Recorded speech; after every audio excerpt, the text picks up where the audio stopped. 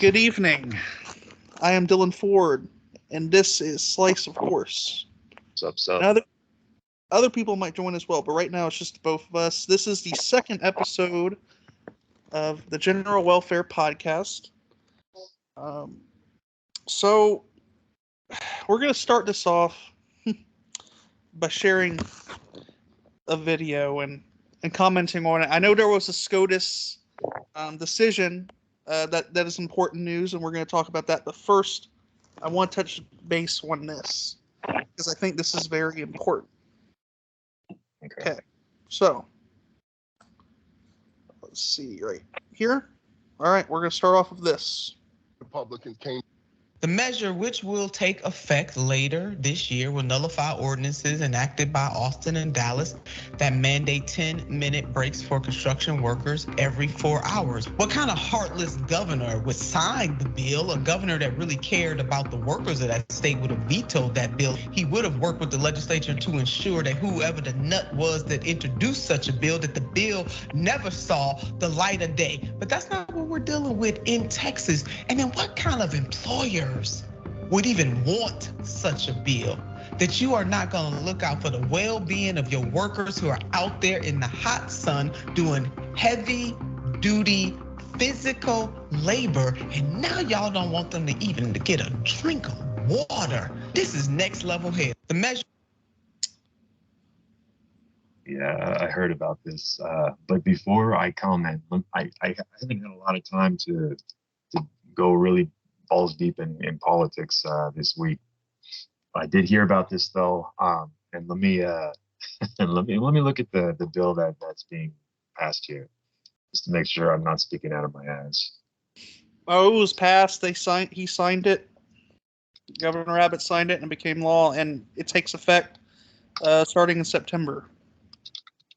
Okay, let me look this up real fast. Let me just skim through it and see if I'm missing anything, because yeah, obviously it sounds fucking horrible, but maybe there's caveats to it.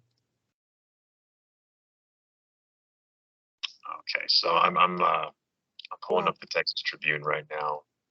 So it was House Bill 2127. Yes.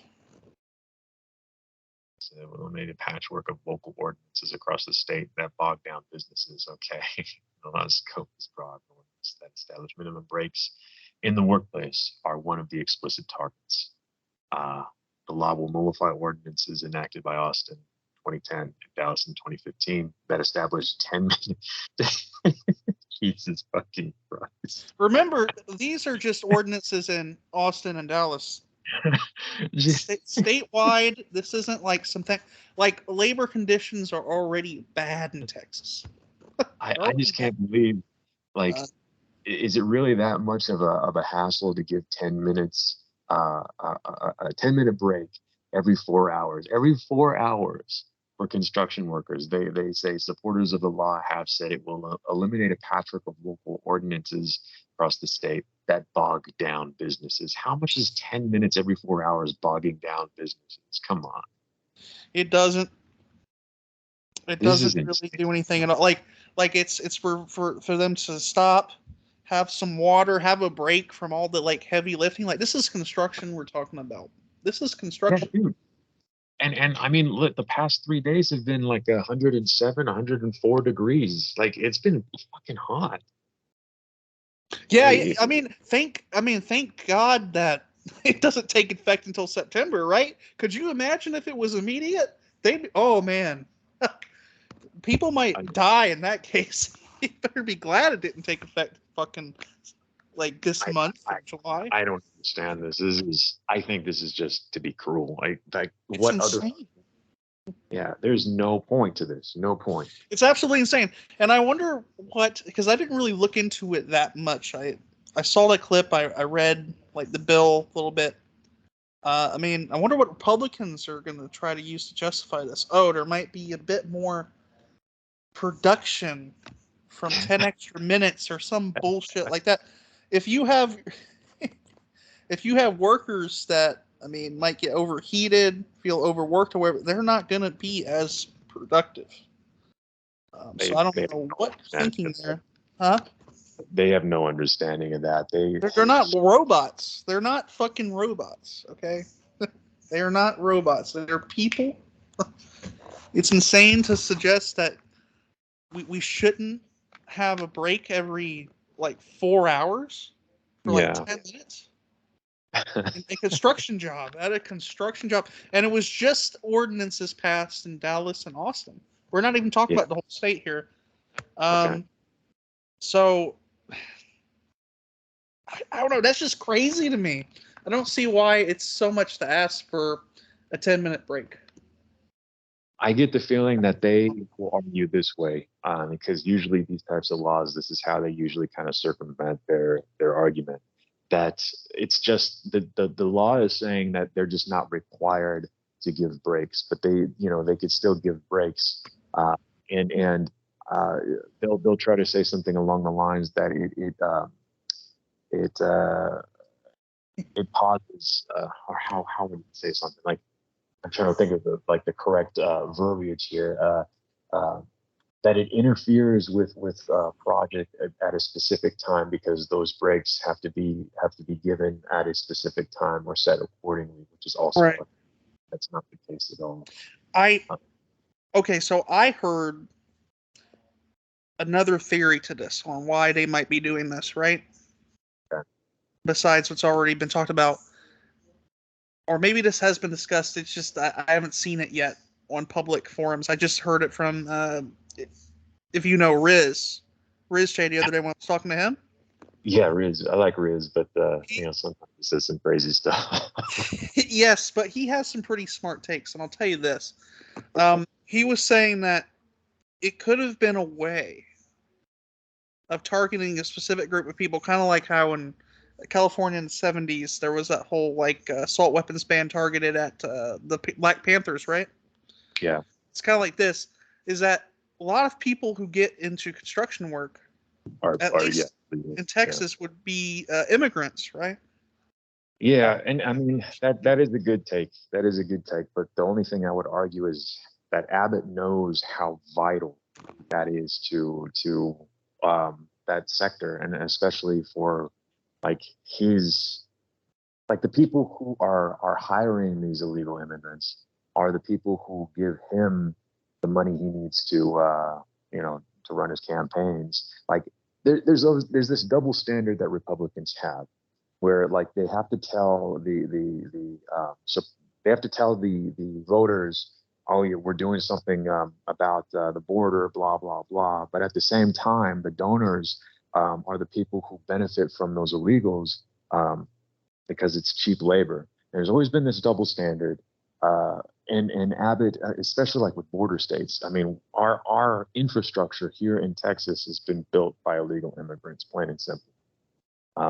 So that's the only thing that I would say.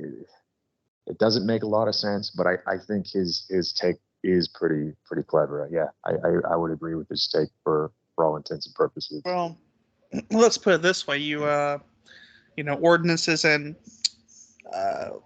Dallas and Austin that required it before, right? Mm. See, now those very people that hire those immigrant workers for the cheap labor, they can just decide, and they're probably the most likely ones to decide, to just be like, well, we don't have to give you those breaks anymore. And you can't complain because you're undocumented, If you could, well, they could do that anyway, though. I mean, with that, I'll say undocumented labor, they don't have labor rights. They don't at all. And that's how a number of these states have been able to get away with child labor and shit, because they're undocumented and they get paid under the table. They're not under the same labor rights as citizens are. And so they can practically do that anyway. And if they deny somebody water, what the fuck is undocumented? And he can't complain about it. Where is he going to complain about it? Yeah, and I can even go as far to saying that if you work under someone in the U.S., right, someone who's American running the business, I think that you are essentially an olive branch in a sense. I think that if you work under someone who's a citizen of the U.S., you should get afforded the same rights as anyone else. That's my belief. It's just like when members of military or CIA or whatever are in other countries. I don't think we should use that as a justification for torture because you're acting as an agent of the United States of America when you're doing that, you know. And I think that it should extend that way because think about this, right? Someone who's born overseas to an American mother, right? Yeah. They're given U.S. citizenship. Right. Right? Essentially an olive branch. So why can't we apply that same standard across everything else? Oh, but you're thinking logically here. Like, no, I mean, yeah, obviously, but there's political reasons why that's not practical. You know, logical reasons, absolutely, and not only that, economic reasons as well. But the reasons that we don't do it is because one party is trying to feed their base, and it works for them. It works as an issue that gets their geriatric supporters out there to vote. Right. The so-called originalists. Yeah. I mean, we live in a world where borders are almost kind of meaningless now, right? You know, especially like we still kind of have that, like between the border of Canada and the United States. I mean, really, the border is meaningless, you know. And in terms of like labor and in terms of like trade, it's equally meaningless, these types of borders. Right. And so when we talk about like immigration in the sense that we're talking about it, I mean, yeah, that's definitely like logical. But it's a racial element, and that's why it's not the case. But there are states that I believe, I have to look this up here real quick, but there are states that practice what you just said. I believe California is one of them, where undocumented immigrants, if they work somewhere, they still have like certain rights. Right. But I have to double check before I stick out of my ass again. Oh, give me 1 sec. I have to fix something with my patient real quick. I'll be right back. Oh, that's fine, man.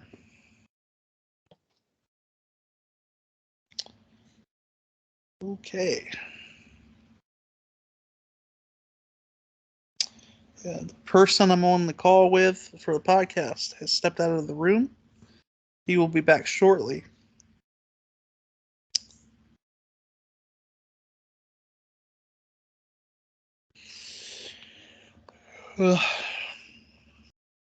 Just skip ahead if you're listening, I would say. I don't know how long it'll be, but yeah, you'll find the point, I guess. If you're even listening, I don't suspect too many people will watch this, but all right. Okay. All right, welcome back. All right. Sorry. I'm for our 3 listeners here. I'm currently at work, so that's why I had to do what I had to do. Oh no, it's understandable. I mean, I don't like. There was only like 10 or 20 something that watched both the podcast, so. Hey, fuck that. We're practically famous at that point. We should start. What are they called? Super chats. We can get $2. What was I going to do? I was This going is to look Skype. up that thing. Oh yeah, this is YouTube. I just post the videos on YouTube. Okay, undocumented immigrants. So there are certain rights that they're given under the law, right? Yeah, I was going to look up labor rights in California. I always start with California because that's kind of like the what's the word I'm looking for. Is it the same for all of them, or is it depending on what, like, if they're a migrant or something else? It says undocumented workers generally have the same wage and hour rights as other workers. Thus, the same federal and California wage and hour laws that apply to authorized workers generally apply to persons working without legal immigration status. So they do. I mean, I'm just taking that tidbit into the general consensus that they seem to have like labor rights. So there are states that do this. I know Texas is not one of them, though. Yeah.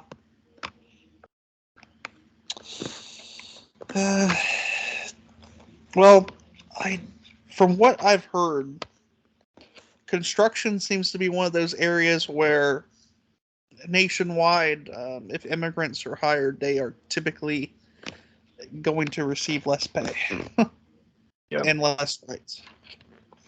and it's hard work too. I mean, one guy that we know on Skype, Mac does construction work in California to boot. Yeah. Wait, have I met Mac before? Yeah, he's a dude with the tattoos. He's been on Skype for a long time. You're not he talking kinda about Dan O'Mac, are you? Say it again. You're not talking about Dan O'Mac from Seattle, are you? It might be that. It might be the guy. Is he in construction too? Well, I've seen him wear a hard hat before, like on a call, but I don't actually know. Does he drink a lot? Yeah, he does. It's Yeah, probably him. It's not in that's it. California though. It's in Washington. Yeah. No, I remember he did. He was living in Washington, but I guess he was visiting California recently for a project. I don't know. Who knows? The stories I've heard from him. He was shacked up with some women that were supposedly MS-13 women. Fuck yeah, dude. That sounds like a wild ride. And Hey, I mean, if that's I would true, believe it. Yeah, I would believe it from him. Like, it's probably the only person on Skype that I would believe crazy stories from like that. yeah, it makes you worry for his safety, though. Hey, I mean, he seems to get by. He seems pretty charming. I would bet he'd charm the pants off of those MS-13 Ochima. No. Yeah. No, I was just gonna say one last thing about the bill in Texas. It's not just anti-worker. I think it's anti-immigrant as well. I think that's the spirit of it, is to attack labor, help the laborer, or job creators, as Republicans call them. Um, that's part of their talking points they always use about just about everything having to do with the employer oppressing the employee. Other job creators, you tax them too much, or you let too many, rights or a union form, and they could just go somewhere else for less. I mean, let's talk about that for a bit. So, that argument about them leaving the country, right? Oh, it doesn't exist. Yeah. I mean, I could pull up some statistics here, but I was looking at this the other day, and also there's another podcast I'm very fond of. I think I mentioned it to you a couple of times. It's called Debunking Economics, and two economists, but one is very much on the left leaning side. I wouldn't even say it's so much like that, but just very much anti like neoliberal type of economic policies. And I think when those statements are, huh? Go ahead. No. Go ahead. I was just gonna say, I think when those statements are made, by a political candidate or some kind of, employer somewhere, I think more times than not, them saying like that is a threat or just as something that would happen, more times than not, it's a bluff. I think more times than not, it's a bluff. It's a way to scare certain people into being like, well, we can't raise taxes even a little bit on these people, or more regulations, or they'll just leave the country. They'll just leave the country. I don't think those people really think about, one, how difficult it can be to actually leave the country completely with your business. Mm. And two, I think they like making money too much. And going to other countries can make it harder. Now let me ask you this, because I'm not entirely certain about this, or not the word. Okay, I used the wrong word. I'm not entirely sure about this. So when they leave the country like that, are they allowed to use USD currency? I don't see why they wouldn't be allowed to do that, but I think a lot of this goes into like the trade laws that we have with other countries and what corporations are allowed to do. Like, say a corporation uh, threatens to leave the country, in a lot of ways, they're still at the mercy of the United States because they can move to, I don't know, Indonesia, whatever the fuck. But our trade negotiations with Indonesia, like, they still are beholden to us in a lot of ways through a lot of taxes, a lot of a lot of uh, I don't know what else, but just like they, it's not really practical for them to like cut the United States off completely. I think there is some truth to that statement about businesses leaving like states, but even that, there's not a lot of evidence for it. And there's other factors that are involved. Like a lot of people, a lot of right wingers bring up California and businesses leaving California, right? It's not necessarily having anything to do with them raising their taxes. I mean, California taxes have always been what they are. It's more other factors that are involved, and it's more like maybe a business sees that there's more revenue to be made in state of Texas because more people are moving to Texas. And it might be because of tax cuts to an extent, but the argument in terms of the taxes are too high in California doesn't really flow if the taxes have been remained like the same for like a number of years. What I'm trying to get at is there's always like other factors to this other than what they're saying. Right. And I've heard you say it before, like supply and demand can affect that. Well, it can affect that in terms of like it costs a lot of money to like rent or use a building, for instance. And so when you have property value that skyrockets in the United States, California, like in San Francisco, for instance, that company is going to be like, no, fuck, like, we got to move because now we're paying like 200% higher, rent in a space, and I can't afford this, something like that. But that has nothing to do with the taxes per se. That has more to do with the supply and demand frame for like real estate. All of that, like, this is why the economy is so like glued together in certain sectors, because if there's like a fallout with real estate, or if like there's a recession that's caused by real estate, that's usually why, because everything is affected by like property value into an extent.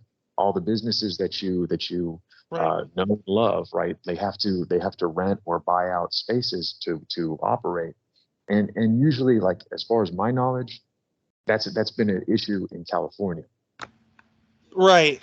Yeah, and it's what was I gonna say? Oh, so I think another issue lies, like, okay, let's say, like you said, San Francisco as an example, right? Mm. Well, there's another issue when it comes to places that are densely populated, like San Francisco, is that a lot of the buildings are already occupied, right? So like there isn't much when there's less supply, there's more demand. Oh yeah, that's exactly Supply why goes. the rent is increased, and the spaces, the value of the property is increased like twofold because of that densely populated, no space available, everybody wants to live there kind of shit. Right. So that can drive the prices up. There's also the scenery in parts of California that could also affect the property value, like mountains in the background or something like that, right? Or being near a beach. Well, I mean, in places like San Francisco, for sure. But I mean, what businesses would do then is just like go into like a suburb of San Francisco or like the Bay Area and operate there. That's been how California's worked for a number of years. But Right. at least in the last 20 years or so, even like the suburbs and whatnot have been like a huge increase in property value, and like all of what was known as the suburbs, suddenly their rent has increased as well. And so that's why a lot of these businesses are going elsewhere in states that are not as densely populated, states like Texas, or at least back in the day. Same issues happening now in Texas, by the way. Yeah, but just in general, there's other factors that are involved.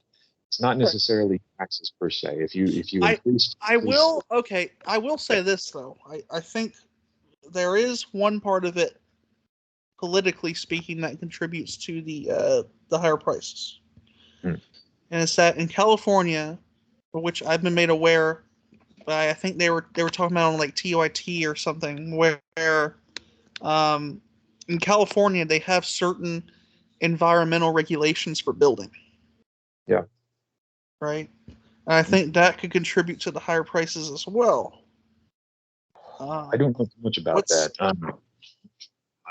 Let me look that up real quick. As far as like the value, I mean, yeah, I guess it probably would. But let's see. Let's go first before I speak out of my ass. Yeah, let's see what the specific regulations are.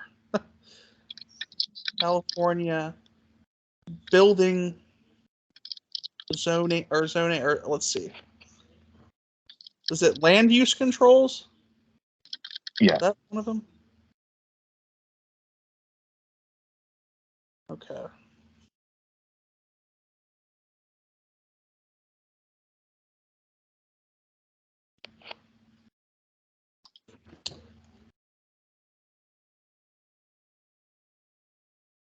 Yeah.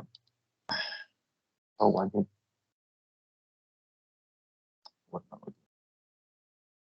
See, let me see if okay, environmental land use controls California. Let's see what it says.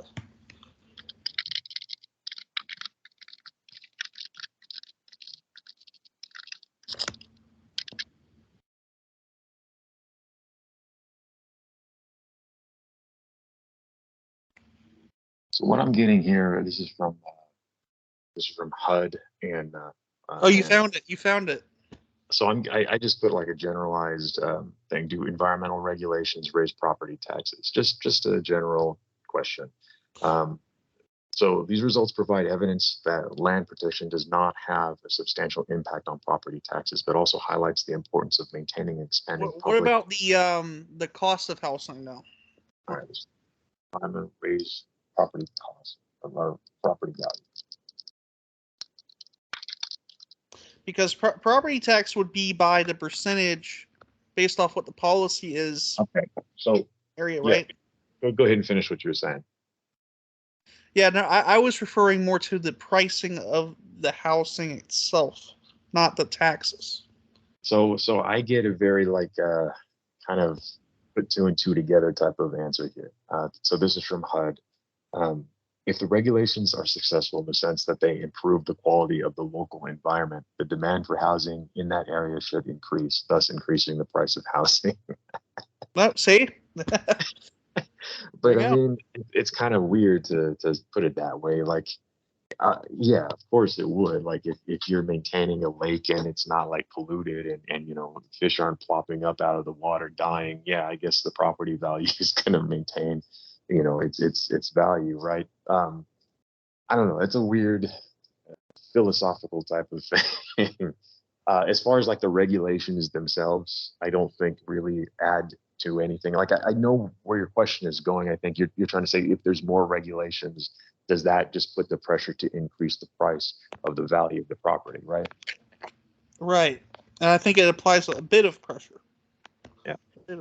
In terms of the sense of maintaining the environment and maintaining like why people move to like near the mountains or near the beach in the first place, I think if you maintain that type of environment, there's not going to be like an increase per se. It would probably be sustained. I would imagine so. But in general, a lot of people are also worried about like property tax and all of that stuff. And property taxes can increase to a certain extent to different like variables, right? And the answers that I found before, like with environmental regulations, they said that they don't increase to property taxes. Like, keep in mind, just anybody who's fucking listening, this is like a weak point. Like, I don't know a lot about like housing. I don't know a lot about real estate. So I could be wrong. From what I know, it can drive up the price of the housing a little, like a bit. I'm not sure exactly by how much. Just depends, but it's just a contributing factor. It's not. I wouldn't say it's a main factor for what would drive the housing up. I would see it like this. So say you like switch to a certain technology, like say instead of like a gas stove, you use an electric stove, which should be cheaper though. But let's do something a little bit more, like maybe solar panels, installing solar panels, right?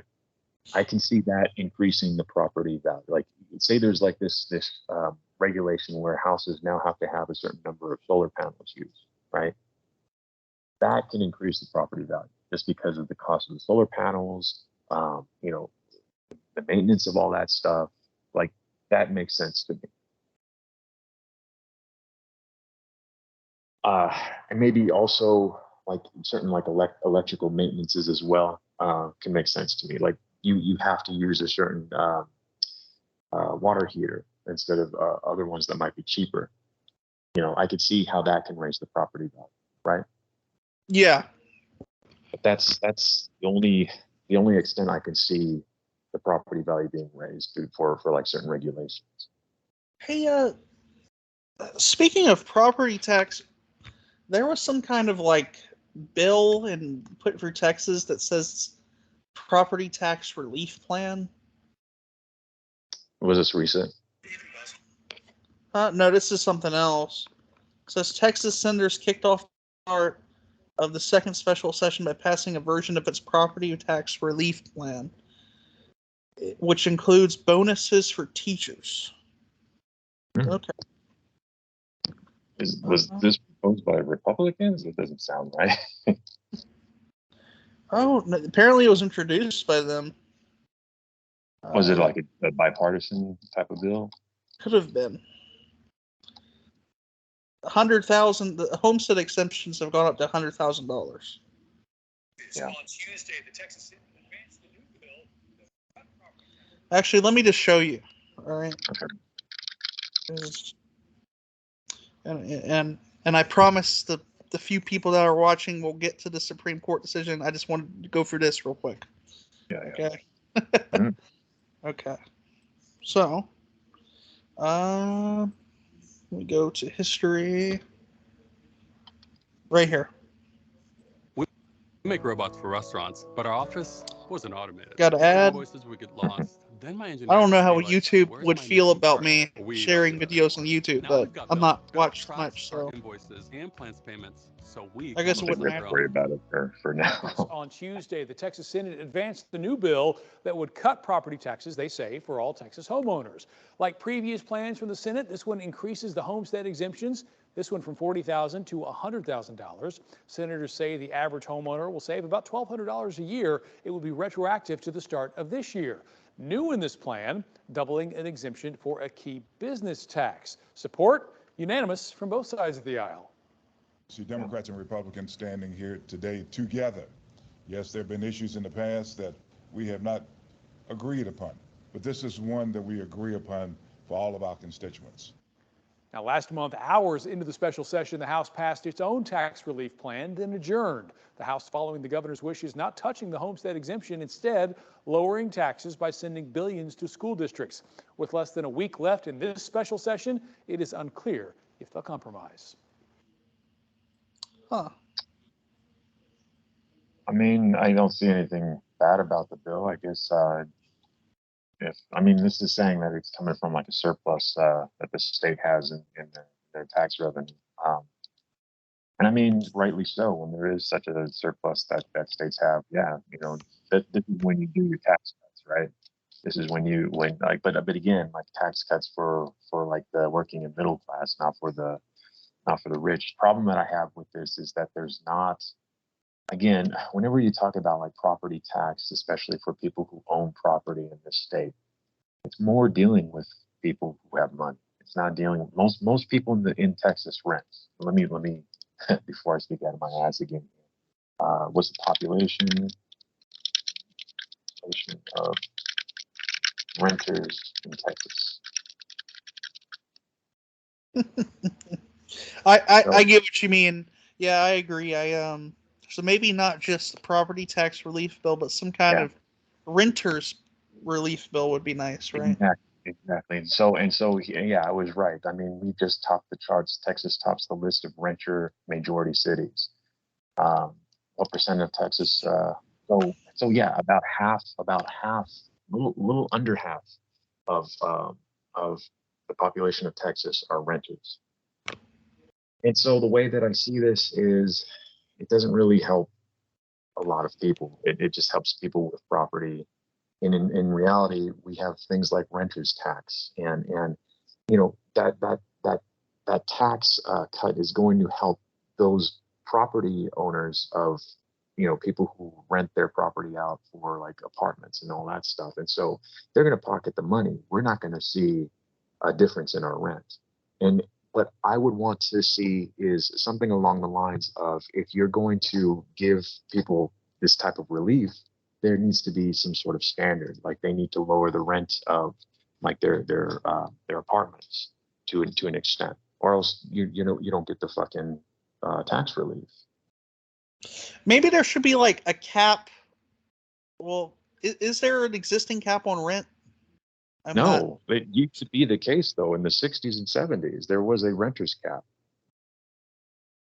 Well, because I was thinking, if they somehow got at least maybe statewide, or well, no, probably not. But it would have to probably end up being federal, if it for it to affect Texas. But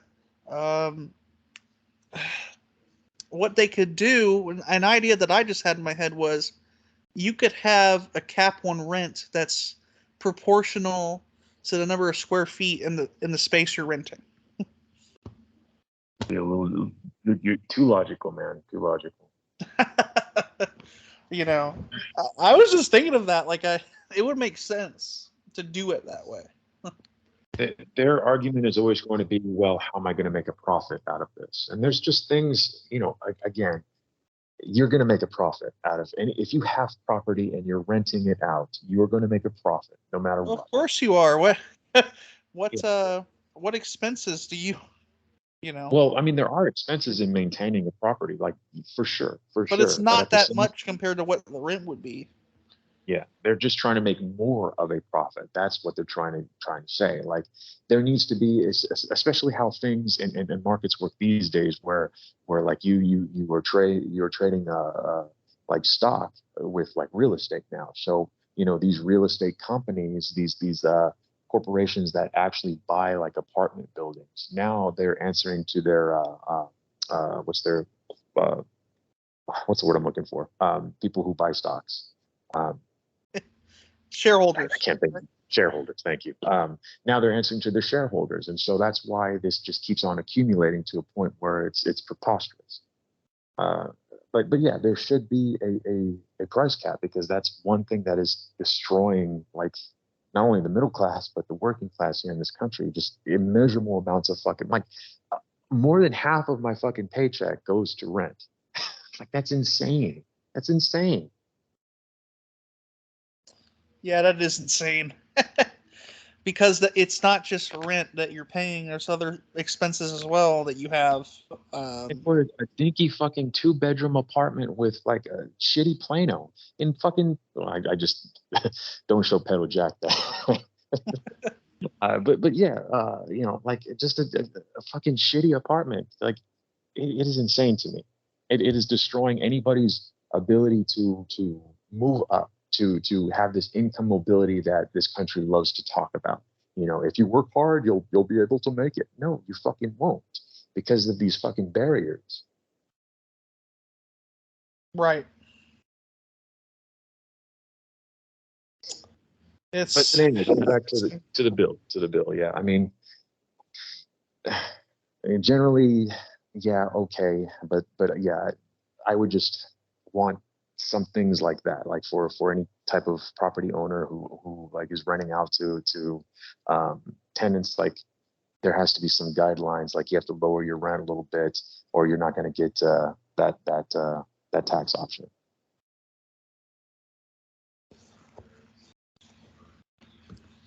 Yeah.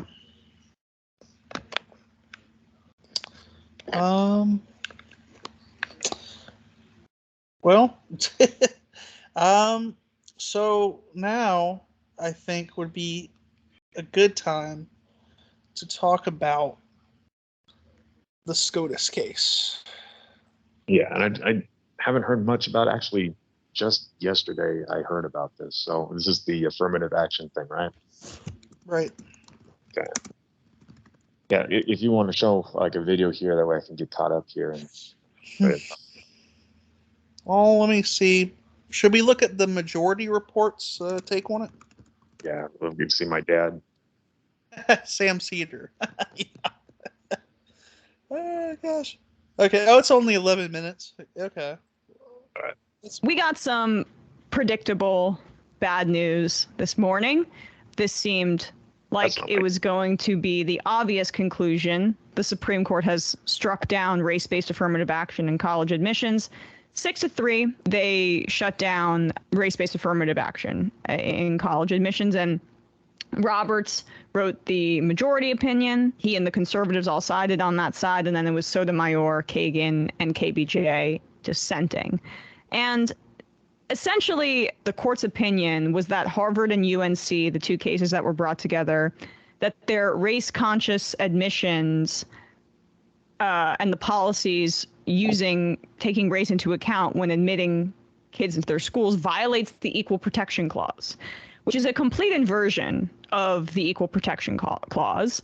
That amendment was written explicitly to make sure that racism and the context imbued in systemic racism in this country was taken into account. Like, that is the actual intent of it. This is the MLK said, "Don't look at race." The judicial decision. Right. Exactly. Yes, it is it's an inversion of the original intent of like what anti-racist work actually looks like. It's a good point about MLK.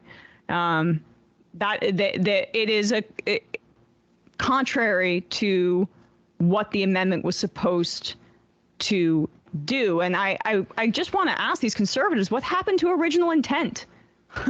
Like, I mean, their concept of originalism is just basically how can we make originalism actionable in a way that allows us to interpret things in the most racist context? And then we can just smooth it over by imbuing it with this sense of like American patriotism and mysticism. Yeah, I mean, that the founding fathers or whoever wrote this sacred legislation, what their intention was, but they'll completely disregard it in every other instance. Well, usually it's about race or gender. It's reactionary politics disguised as sound legal theory. Well, I mean, the originalism thing, like Clarence Thomas is, again, like redefining like Friedman and in a way that makes this possible. Like they still say they believe in originalism, but what they mean by the original is whatever mythology is in their head that is useful for what they're seeking. Right. And it's funny though that they didn't rule on legacy admissions, right? Yeah. Huh. It's odd. Why would that be? I am somebody who am fairly certain that I was accepted to both New York University and Pepperdine when I wasn't accepted to closer schools, even though NYU and Pepperdine were the most prestigious that I applied to. But I'm pretty sure that I got in them because they don't have a whole lot of North Dakotans there. That wasn't ruled on. Exactly. In fact, it's kind of explicitly stated that other contexts, even surrounding race, adjacent to race, can be taken into account, but just not race because, that's racist. To take into account the broader history of systemic racism in this country, that is racist. Acknowledging our racist history is racist. That's really what this decision boils down to. Yeah. This is Roberts' bizarre context or bizarre majority opinion in which he acknowledges that affirmative action programs are meant to be vehicles for the context I described. They take into account the fact that certain groups have certain advantages. And Roberts didn't even dispute that here. This was his majority opinion. At the same time, as all parties agree, nothing in this opinion should be construed as prohibiting universities from considering an application's decision of how race affected his or her life, be it through discrimination, inspiration, or otherwise. But what? A benefit to a student who overcame racial discrimination, for example, might be tied to that student's courage and determination, or a benefit to a student whose heritage or culture motivated him or her to assume a leadership role or attain a particular goal must be tied to that student's unique ability to contribute to the university. In other words, the student must be treated based on his or her experiences as an individual, not on the basis of race. I mean, that is complete gobbledygook. So bootstraps. Yeah. So as long as you are sufficiently, the university has deemed that you are sufficiently motivated to overcome your background, then that can be taken into account. But I mean, it's a complete straw man that he is arguing against here, because universities aren't just admitting people because they're black. They're not just admitting people because they're indigenous. They're not just admitting people because they're Hispanic or Latino. They're admitting people based on a confluence of factors, and race is a factor that is considered. So what he is describing, in his opinion, overturning the constitutionality of affirmative action in college admissions, is the exact standard that was used where race was one of the factors being considered within the context of the broader individual and the student. Someone come in. Oh, hey, Toggy. So, Jason, what is your take on like this so far, like in this video? SCOTUS's case. Well, SCOTUS's ruling is fucking bullshit, and I mean Roberts' argument is based on nothing. No, there's been nothing but positive results from affirmative action. And everybody has their own like little anecdote. My mom being one of them. Like I would hear this from my mom all the time, that she was accepted at UCLA, but there was also like a Mexican or Latino that was also in the same place, and she got denied because of affirmative action. You hear this a lot from like white people. They always have some sort of fucking. That's really not affirmative action, in my opinion. Like affirmative action means like creating an opportunity that is equal to all participants in your workforce. Exactly right. and right, like in my opinion, affirmative action, when it is applied in a means of reverse discrimination, quote unquote, whatever that means, when it's applied in that manner, it's not really affirmative action. It's like a form of discrimination. When it is applied in a way that provides opportunity to the people that like are otherwise like don't have opportunity, then it's a good thing. Yeah, and right. So like when you provide an opportunity for someone to apply to a position or like take a course, so on and so forth, and you advise all of your employees to take this course, in my opinion, that is affirmative action. In my opinion, any form of discrimination is not affirmative action. So like, if you just hire like a token black person, that's terrible. You shouldn't do this. You shouldn't even be in a position where you have to do this. It should be a combination of different factors that determine. Well, what SCOTUS has ruled over is just the general affirmative action laws that universities have to take. Not only universities, but some firms, some businesses, etc. These largely are very practical. They're not in any way discriminatory. Universities or businesses, they should follow the same rules. So So whoever is most able should get the scholarship. However, you should take an action to enable the people that are most disenfranchised to try. And that's exactly what that is what affirmative action means to me. there's a lot of misinformation that's out there about this, and I think it's just largely inaccurate. I mean, there's tons of studies that are out I'm at aware. this point. I'm aware. Affirmative action. There are people that call affirmative action things that it's not supposed to be. Well, in conclusion, as far as like the data that's out there that we have for affirmative action being a positive role, yeah, SCOTUS is really you know, affirmative action was only supposed to be providing an opportunity.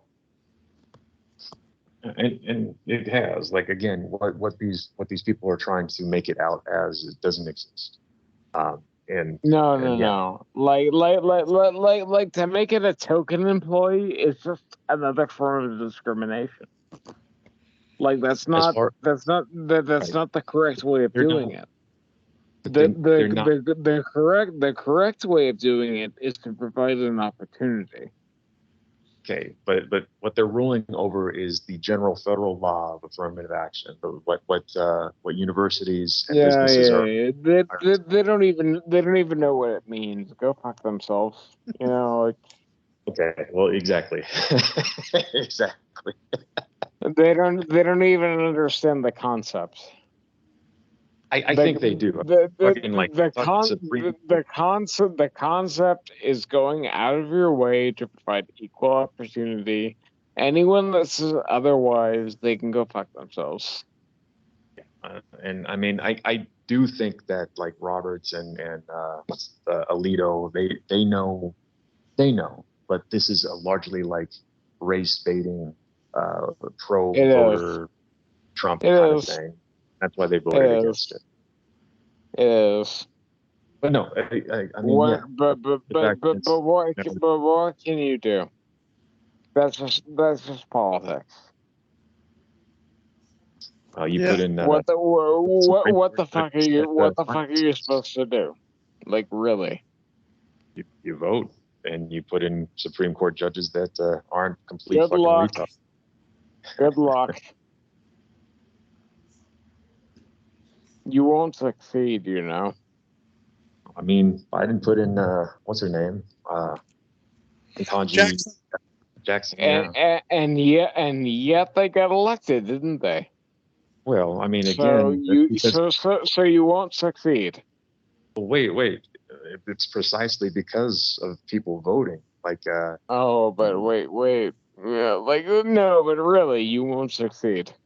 Like fucking people are retarded.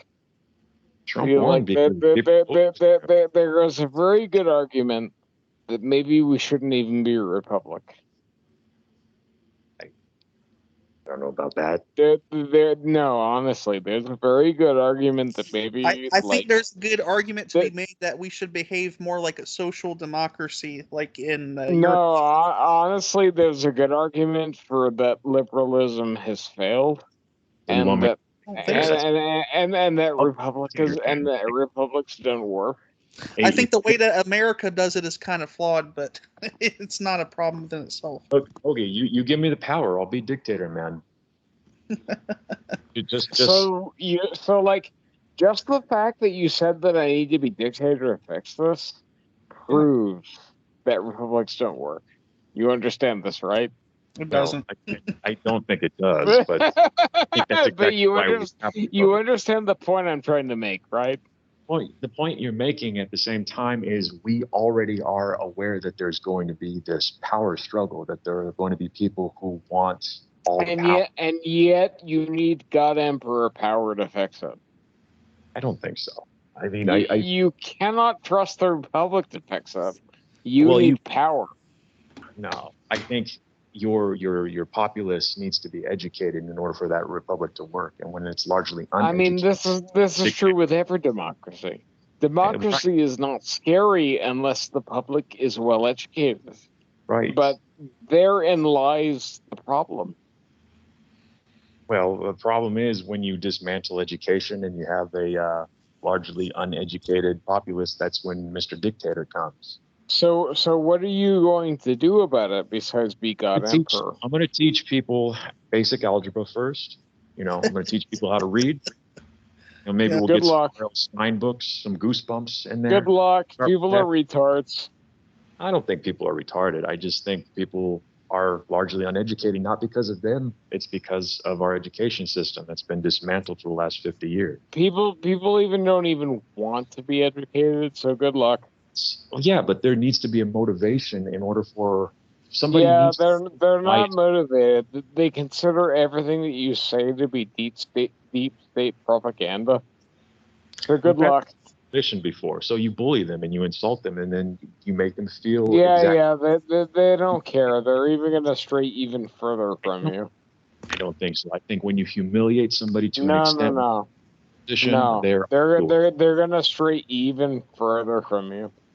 They'll try to revenge. They'll try to seek revenge, but when they fail, that's when I'll have them in my classroom teaching. They won't even seek revenge. They will acquire it. Do you understand? What's the difference between seeking and acquiring? They are the majority, so therefore inherently they will acquire it. The majority? You think Trump supporters are the majority? Yes. No, because black people are like 30% of the population, and white people are like 70%. So yes, I believe so. Even though it's completely unfair, I believe that's a very real possibility. The people who go out and vote. And if you're not aware of this, you're a fucking moron. The people who are able you have to be aware of how the majority is moving. Otherwise, you will not achieve the will that you want. The people that just vote, or everybody though? Like, do you think the majority of the population in America that is 18 or older supports Trump? 30, no, but 30% can easily be exterminated. I'm just saying. Let's do it. Let's exterminate them. Ooh, fascism. It wouldn't be hard. Wouldn't be hard. We're talking about Trump supporters, though, right? Damn. No, but really, it wouldn't be hard. How do we jump? 30% is not that much. I think this is the deleted part of the podcast, right? No, but really, 30% is not that much. So how do you fix this? I think 30% is a lot, actually. Not really. 30%. Not when it comes to people that are willing to be violent. I'm just trying to figure out how we jump to fascism. The population. Because I would bet anything that more than half of the population that is on your 30% are not willing to be violent. Hold on. And we could just kill them all. Hold on, Togi. What the hell are we talking about here? Okay. I'm talking about what people are willing to sacrifice, right? So like I think it doesn't require. So like say the people that are opposed to the 30% that like you believe will stand up for it. I believe that the majority of people are willing to kill those people. Wait, stand up for what? Like, who are we talking about in context? So you're standing up for general liberalism, the freedom to be whatever you want to be, yes? Well, no, not necessarily. I mean, what we were talking about before, I guess, was maintaining a republic, I guess, and having people for my policies, correct? But that inherently depends on the public support for it. Okay. So like if 70% of the public believes that those people should die, but they're gonna die. Right, but that's not 70% we're dealing with. We're dealing with a very small percentage of people who are avid Trump supporters. I think that you're still dealing with a plurality. I don't. I think the majority of people do not like Trump. I think a majority of people are not fascists. Even if the majority of people like Trump, I feel that 40% do. And I feel that the rest of the factions are smaller than that.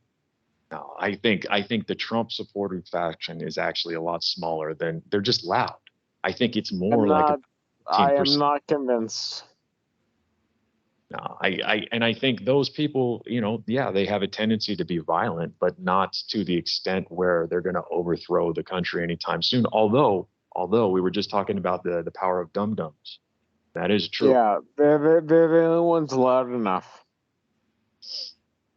But I mean, last election should have proven that isn't the case. I mean, there was a fair amount of people who went out and voted directly. I would say it's just the beginning. With the fact that Biden is not even that popular right now, people still went out to vote precisely against those people. We'll see next election. I think that power is still going to be there. I do. It's just they're too loud. That's the thing. Like they're too much. The problem is that it only takes 10% to create a revolution. 10% of the population? Yes.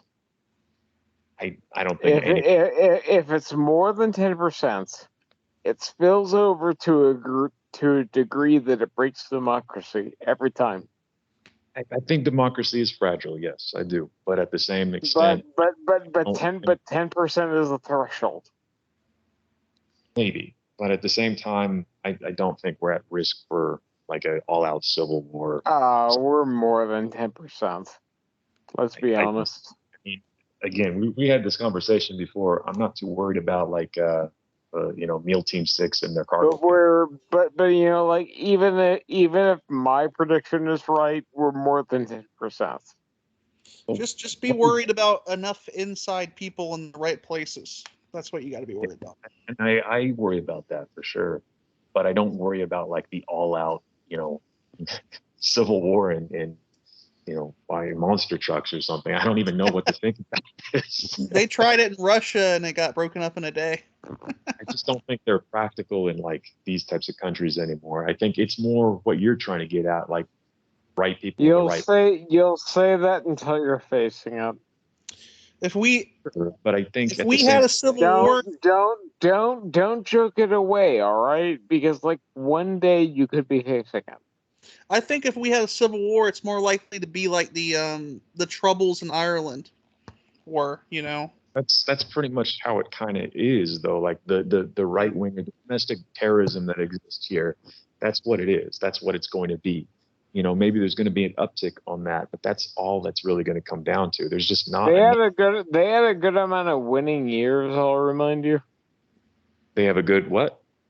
They had a good amount of winning years. I will remind you. Of winning years? Yeah, the IRA. Oh yeah, in the Troubles. Yeah. You're talking about Trump supporters.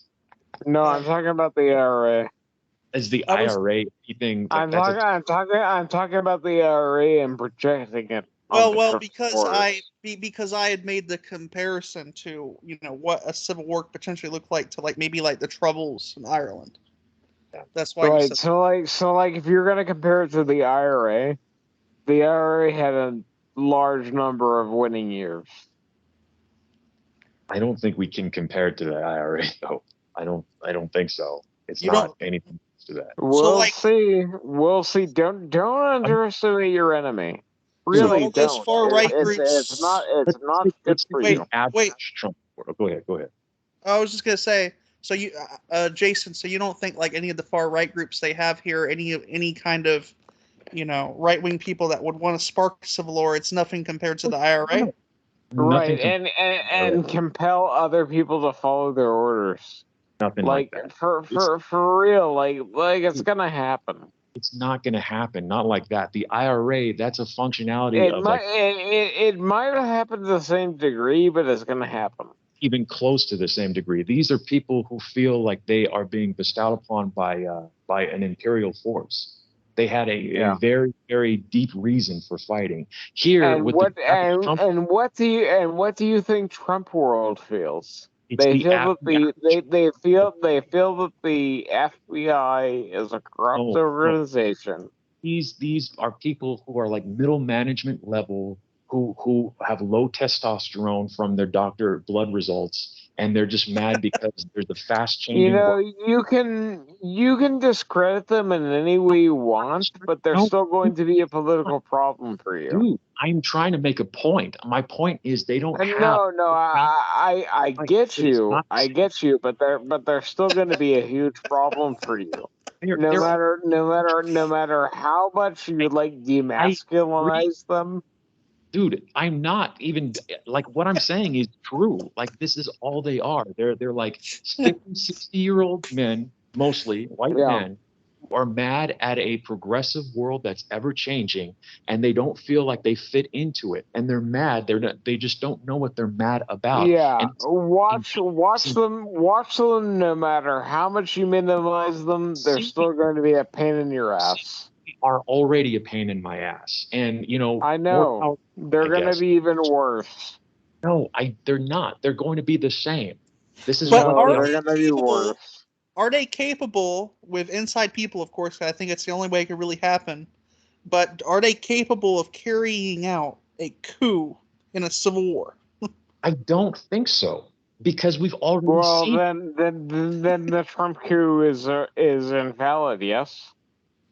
We have seen these people time and time again fail Yeah, they because failed. they So don't have. so the Trump coup isn't even real. Yes. There is a Trump coup, definitely, No, It but was no, an no. attempted coup. You just said that it's invalid. It's So an like attempted coup. It wasn't successful. it doesn't really exist. It was an attempted coup, not a yeah, successful. exactly. I'm just saying they have attempted to do this time and time again, and they have failed each No, time. no, no. You just said they're incapable. So like it's fine. Like Of launching a they never tried successful. anything. They are incapable of it. They're going to try again, probably, but it's not going to go anywhere unless there's some other factors that are involved. And I think if there is, You have to convince them they're retarded to try. you're They not. have I to mean, have enough people in the military and government. exactly. That's where they have to. It's the That's only the way. only way I'm ever going to believe this. If there's enough people, Would you commit a coup if Trump were reelected? no, Are you sure? yeah, Really? yeah. Why would I? Even if you contested the results of the election? I mean, it depends on what the election was. If there's valid proof, there's a Right, different. right. So like if you believe that the election was stolen, hypothetically, No. would you protest against Trump? How many more of me are there? Oh, say that it's 90%. How about Even if protests? even if they're all wrong. Yeah, I'm down for a fucking coup, dude. 90%? Fuck yeah. Let's get this on. Okay. But So again, how can you exactly blame the it's other side? not 90% on their side. It's a very small margin who From believe that. from their perspective it is. Our I perspective, understand I understand that they're wrong. I dude, fully understand that they're wrong. are not 90%. I'm just asking you to see it from their perspective. Dude, I totally see it from their perspective. And their perspective is flawed because you just Yeah, told I me, understand.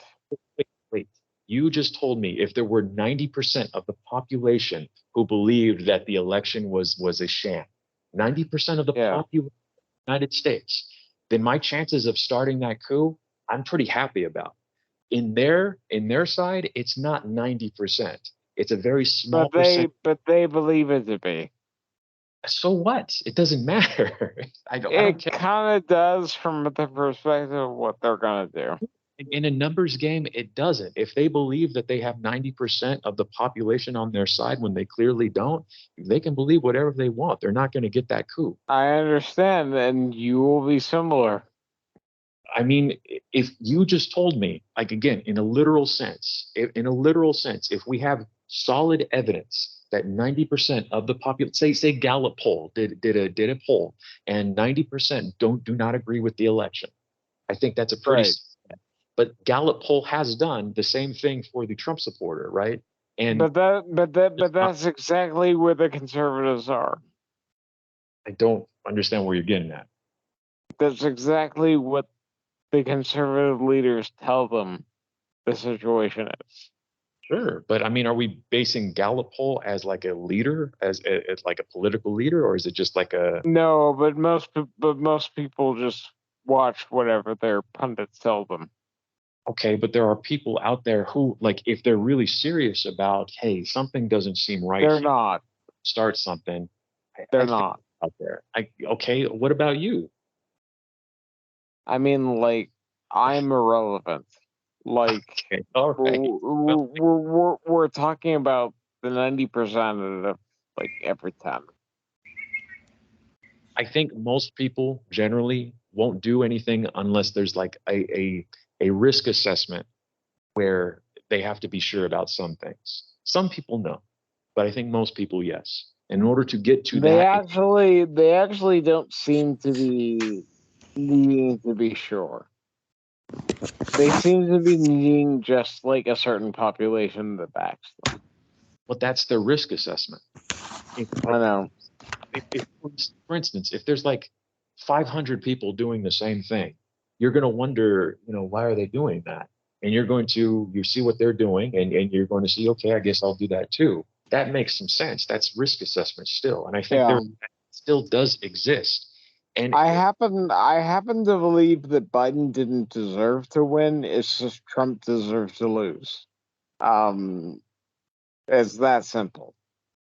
Okay. There's there's really nothing else to say about it. Trump scared Trump scared people, and Biden seems safe, even though nobody liked him. But this is where we are. This is the choice we're going to end up having. Is Trump and Biden. So I don't even think that. I think Trump is. I really do. You think DeSantis? I'm not certain he's going to really get the nomination after all the charges are filed. And he's fucked. Like, he is fucked. So you think it'll be DeSantis versus Biden? I do, or Possibly. something. Okay. Honestly, I don't even think. I don't know. I've been looking at like some maps, and DeSantis is interesting because there is a segment that voted for like in the midterms. There's a segment that did vote for like your standard non-Trumpian Republican, right? And I think DeSantis is going to get that vote, and that makes things a little interesting. But oh god, DeSantis during like a debate, DeSantis just being DeSantis himself, I think he's a turnoff, and I think there's going to be a race, a real race. In a lot of ways, he's worse than Trump. Like, I'll be honest, I think he's worse than Trump. There's no worse. That's what I mean. There really is no worse. Policy-wise, Trump is horribly incompetent. But that's why he. I hate to say it. But DeSantis, policy-wise, is more fascist, more far right. And he gets things done. So what is the Trump that? What is the policy that Trump even has, Dylan? Please explain it to me. What did you say? He's not saying he's saying DeSantis would be worse because he actually is competent. Like he's actually. I honestly disagree that DeSantis is worse. Like, please explain to me because he's more effective. What policy of Trump is more effective?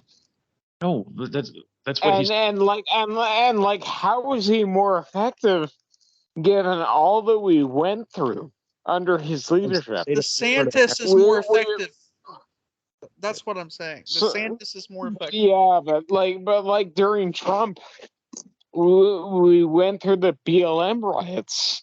Like, DeSantis will do the same and more. Is what I'm saying. And he'll be more effective. So why should we like DeSantis opposed to Trump? No. We shouldn't. We should be more against him because he's more. Look, he is everything that Trump could not do, and that's what's scary. He is going to pass these horrible policies that he has passed in Florida that don't. If he somehow gets elected, I kid you not, he will get a federal education bill through there that's just like his state's bills. What is the federal education bill in Florida, and why should I approve of that? He will do something similar to what Bush did, except it won't be No Child Left Behind. He'll do some kind of book bans federally. A little better, because you're on the right page. This is what Republicans do to undermine certain federal bills or certain Supreme Court rulings. They always pull this state rights bullshit. And so they did the same thing with abortion, right? They've tried to undermine abortion rights in states. Like you can only get like a certain abortion at a certain time, blah, blah, blah. This is what DeSantis will do. Trump was incompetent in that because he didn't understand that method, but DeSantis certainly does. DeSantis has had now almost 20 years of legislative experience. He was a congressman, before that he was a state congressman, then he was a federal congressman, and then he was governor. Before that too, he was what do you call him? JAG, a lawyer for the Army, something like that. Yeah, JAG. So he knows what he's doing. And that's what's scary about DeSantis. That's why he is more dangerous than Trump. Trump, for all intents and purposes, could not pass a fucking bill because he is so disorganized. His administration was chaotic. Like nothing was happening except for the fucking drama and for the cannon fodder that it came. And the tax cuts. The tax cuts. Well, that's the only thing that got passed. The tax cuts, right? The major thing, I should say. I mean, he couldn't even get his wall fully built that he campaigned on. Remember? Yeah, it was a joke. In all seriousness, it was a joke. There was fodder, though. I mean, absolutely, the BLM and what happened with COVID, all of that stuff. But that was more a mark of incompetence than a mark of like effective policy. It was more a mark of him not knowing what the fuck he's doing. And he created those fucking problems. Yeah, exactly. They might not have existed without leadership. DeSantis is more capable of doing awful things. That's the general conclusion. But I just don't think DeSantis is going to be as strong as I think he is now, just because he just does not have any personality, man. Like he is such a fucking, everybody hates this guy when he speaks, and the more he's exposed, the more his polling is going to go down, as it has been. And met with like Chris Christie or somebody who can really like talk effectively, I think he's going to get a major hit, because Trump is not there anymore. And yeah, it's everybody's second pick, but not that strong, not that strong. Right. Actually, even predict that Christie might. I'm not comfortable enough to say that he's going to take it, but I think he's going to do more damage than he did, previously, for sure. So I hate to be the enlightened centrist, but like people are retarded. But that's they exactly don't realize. Going to be a lot more stronger this time around, because people don't like Biden, and right. Yeah, I mean, like nobody ever liked Biden, to be honest. Nobody likes Biden from the very beginning. But Biden was that centrist charmer. Biden was the lukewarm. People can get on board with Biden if they were moderate or whatever. I'm aware, but he was a compromise. Right, but that's what I'm trying to say about Christie. I think Christie can take that place. Maybe. They're unlikely. I don't know. I think Christie's very smart. And yeah, I don't think he'll get it. I mean, right now it doesn't look too promising, but remember what I said. Give it like a few months. Let them have like maybe a few debates too, on stage, and let's see what happens with Trump too. Trump is the biggest factor. If Trump goes to prison, then I'm more confident about what I said. One thing I was going to say, yes, Biden was looked at by some people as that moderate centrist candidate, but there were progressive ideas big ones that he campaigned on and then backed out of when he was president. You know, I don't really hold his feet too much to the fire on that. And this goes like, imagine Bernie Sanders did the same thing, right? Made all these campaign promises. Do you really think that Bernie Sanders would accomplish half of those? Nobody would even pay attention. Probably not. There's not enough of those people in Congress, even in the Democratic Party. It's impossible. But for what it's worth, I think Biden has accomplished a lot from his campaign promises. To give him credit, it's not what we want, and it's not. There are things that can be done to help progressives. One of those is somehow upping the voter turnout.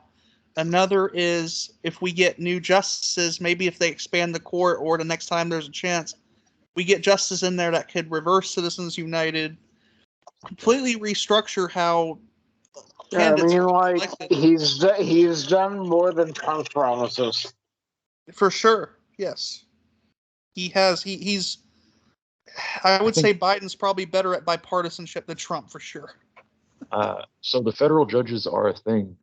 They've been pretty aggressive about that, to give them credit. But there's one thing that you are saying that I wholeheartedly agree with, and that's just the messaging. They just, like I always say the same thing. They need to be bullies. They need to be fucking bullies. Yeah. And they just don't know how to do it. They just so weak a lot of times, and it's just. Yeah. The conversation got railed. We were talking about SCOTUS, but I want to show this video real quick. I know it's about. It was a few years ago. It was Nina Turner speaking, right? You're talking about messaging. I've mentioned this before about her. Yeah.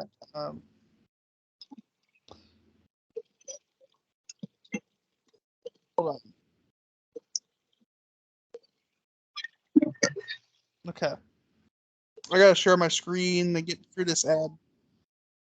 Okay. Guys, here's an example of someone who knows how to do messaging. Food delivery app Texans love. 70, does practical mean that the 89 or so million people who are uninsured or underinsured in this country continue to suffer? Does being practical mean that we don't take steps in this country to deal with climate chaos and bring world leaders to bear?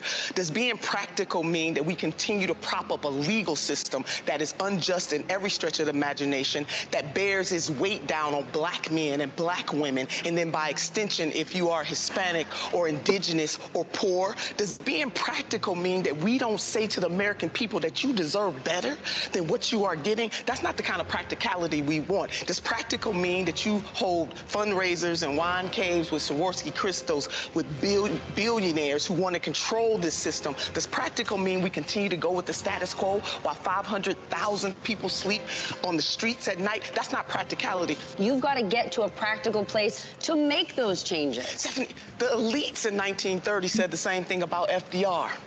And he said, I welcome your hatred. These are the same people that if the Reverend Dr. Martin Luther King Jr. was still alive, when he stood up before he was gunned down, and he said to this country, he said the evils of this country, militarism, materialism, poverty, and racism.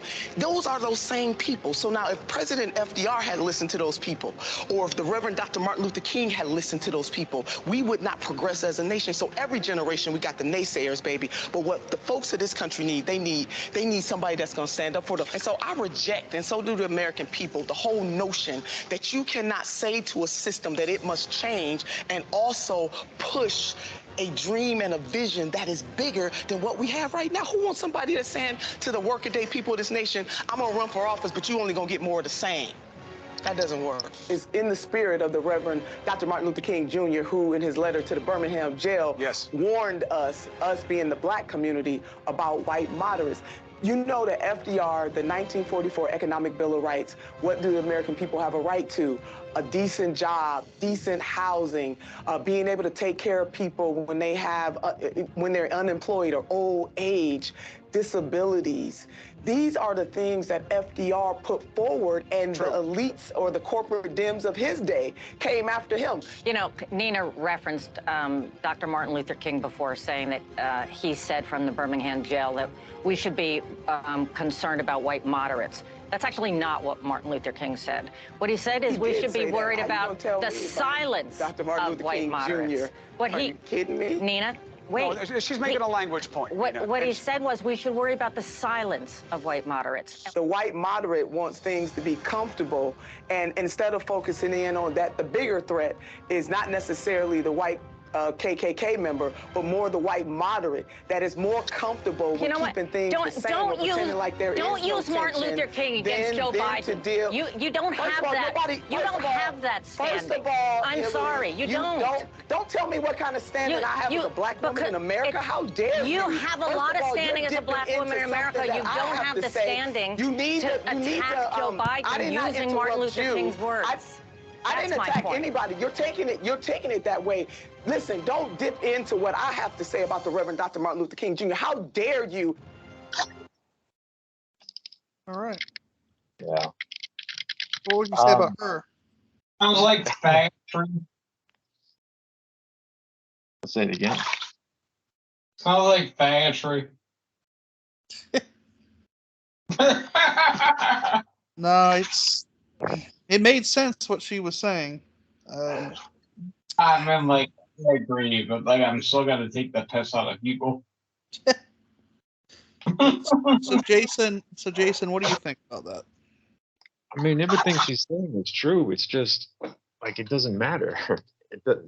Not a lot of people are going like, this is the average person, too tired to care about all the problems in the world. That's really what it comes down to. And so, how do you message to somebody like that? Do you hammer them down with how shitty the world is? No, this is how you get through to them, with fucking entertainment, man. You call the other side a fucking, fat fucking whore or something. I don't know, whatever the hell. I mean, like, you're not going to get their attention this way. Everybody already knows the world sucks, and she's absolutely right about the white moderate. But that's the thing. The last thing that the white moderate wants is to be reminded of the shitty world that is outside the door, right? No, the white moderate, or at least at this point, what society has turned into is just a bunch of like sound bites and what happened? What did she call her? That kind of shit. But at the same time, I think she's right in the sense of we, the dreamers, the visionaries, progressives, should not give up, because if they always did that, we wouldn't have gotten anywhere, like with FDR, right? Yeah, but she also needs to understand that was an entirely different time, and what we have as Congress now is not what Congress was back in the 1930s and 40s. It is a totally defunct thing. Where honestly, in Biden's defense, there's not a whole lot this guy can do, and what he has done has been pretty impressive. And I mean, again, I'm not trying to knob on his cock here, but compared to just how defunct a lot of this shit is, we don't understand that. We don't understand how difficult it is to even get anything done now. And it's just a long, grueling process. The only thing that's going to change that is voting for more representatives that think like you. And that requires more people to vote in these local elections, in these midterms, etc. That's the only way what Nina Turner wants is going to happen. That's the only way. You say you're when you said there's nothing he can do, you reminded me of this debate that Destiny had with Shank Uger. Did you watch all of that? Yeah, I did. And do you remember Destiny what Shank said, where he said that he made fun of people like you saying that and being like, "There's nothing he could do." And then we were talking about the debt ceiling. He was talking about the debt ceiling. And he said there was a whole lot that Biden could have done there. And that's a fair point. I think there are certain things that Biden should have done. Absolutely. There's not 100% credit where Biden is doing all that he can do. But for policy wise, for things that he has passed, like it is. I mean, we had Obama 8 years ago, and from Obama to Biden, it has been pretty impressive in terms of what Biden has done compared to. The only thing we're going to understand is absolute confidence. Well, keep in mind, Obama also had both a democratically led Congress and Senate, and could not nearly get as many things passed as Biden has. Republicans. I didn't hear what you said. If you don't have complete confidence, it doesn't matter. But again, to Chenk's point, yeah, I was totally on board with that too. Like, if there's one thing I want to be done differently is just how Democrats treat Republicans and how they deal with Republicans. We should not be making deals with them. We should not be like, kowtowing to their demands. At this point, we fight fire with fire.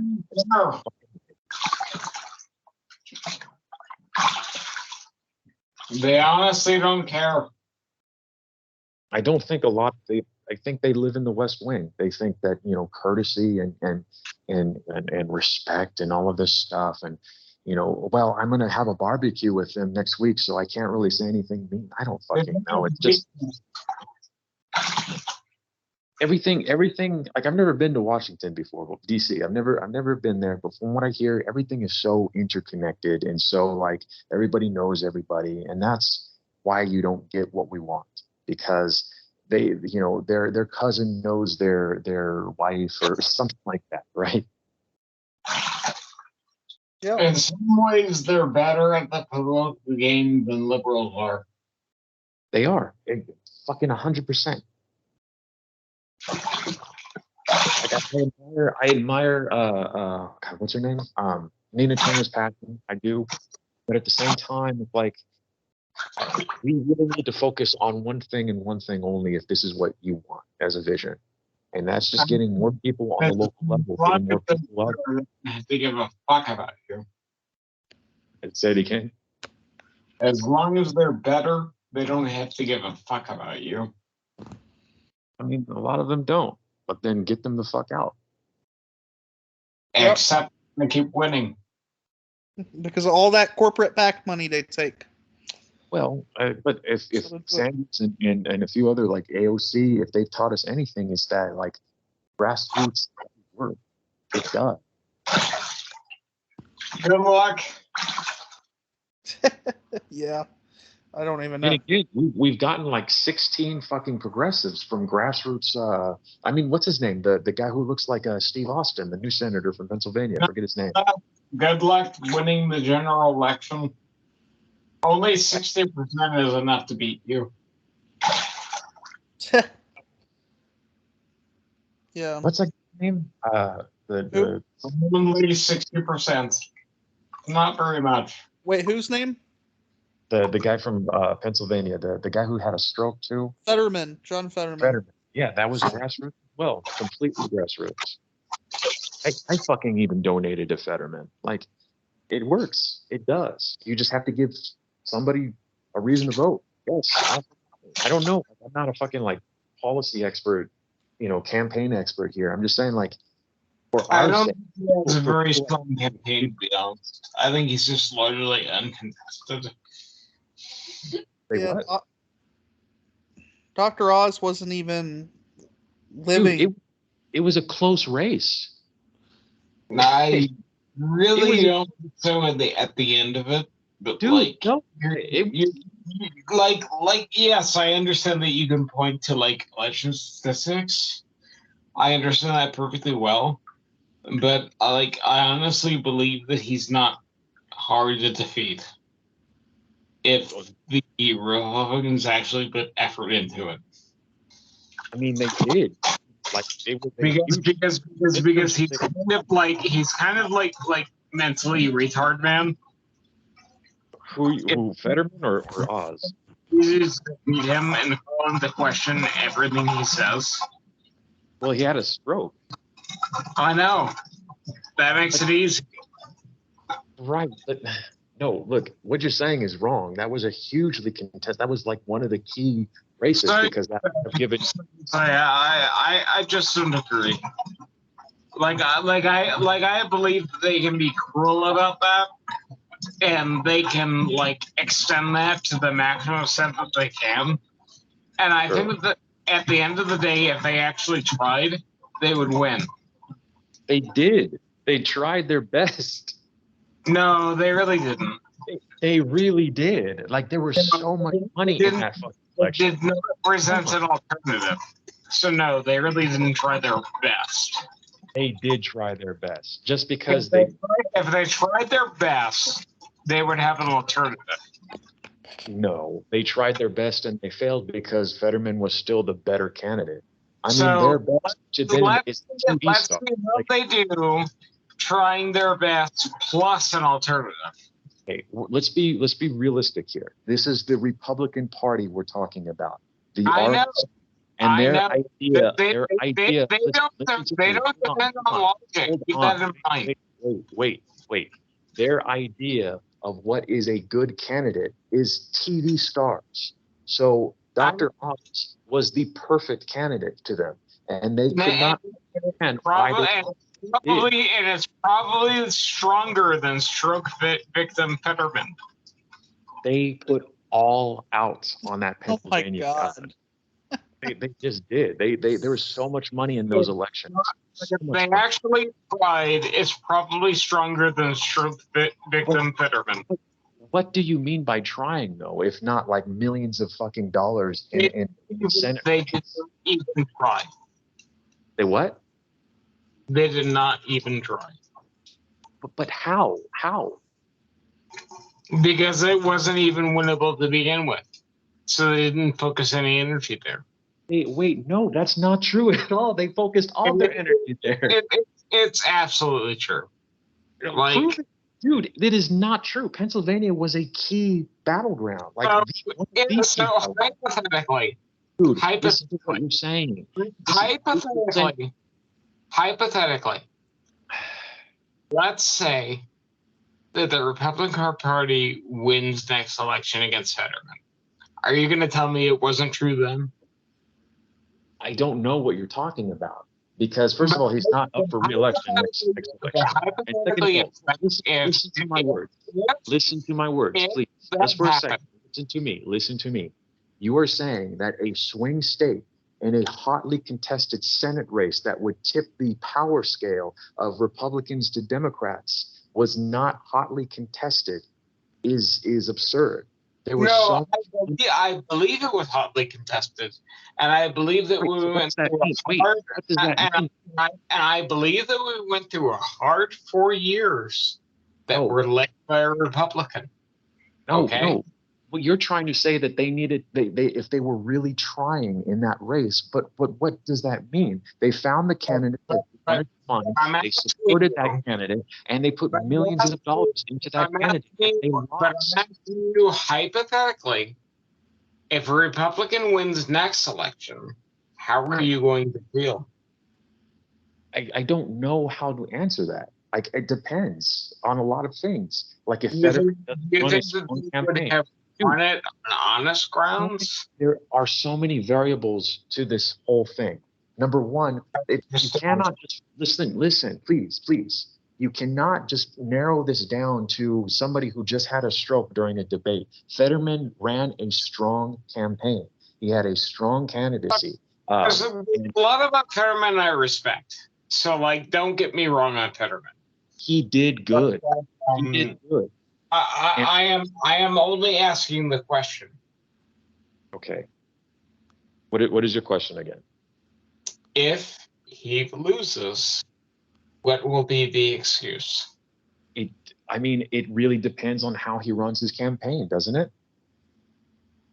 To some degree, yes. To some degree, to all degree. If he is campaigning to re-election, it depends on every degree.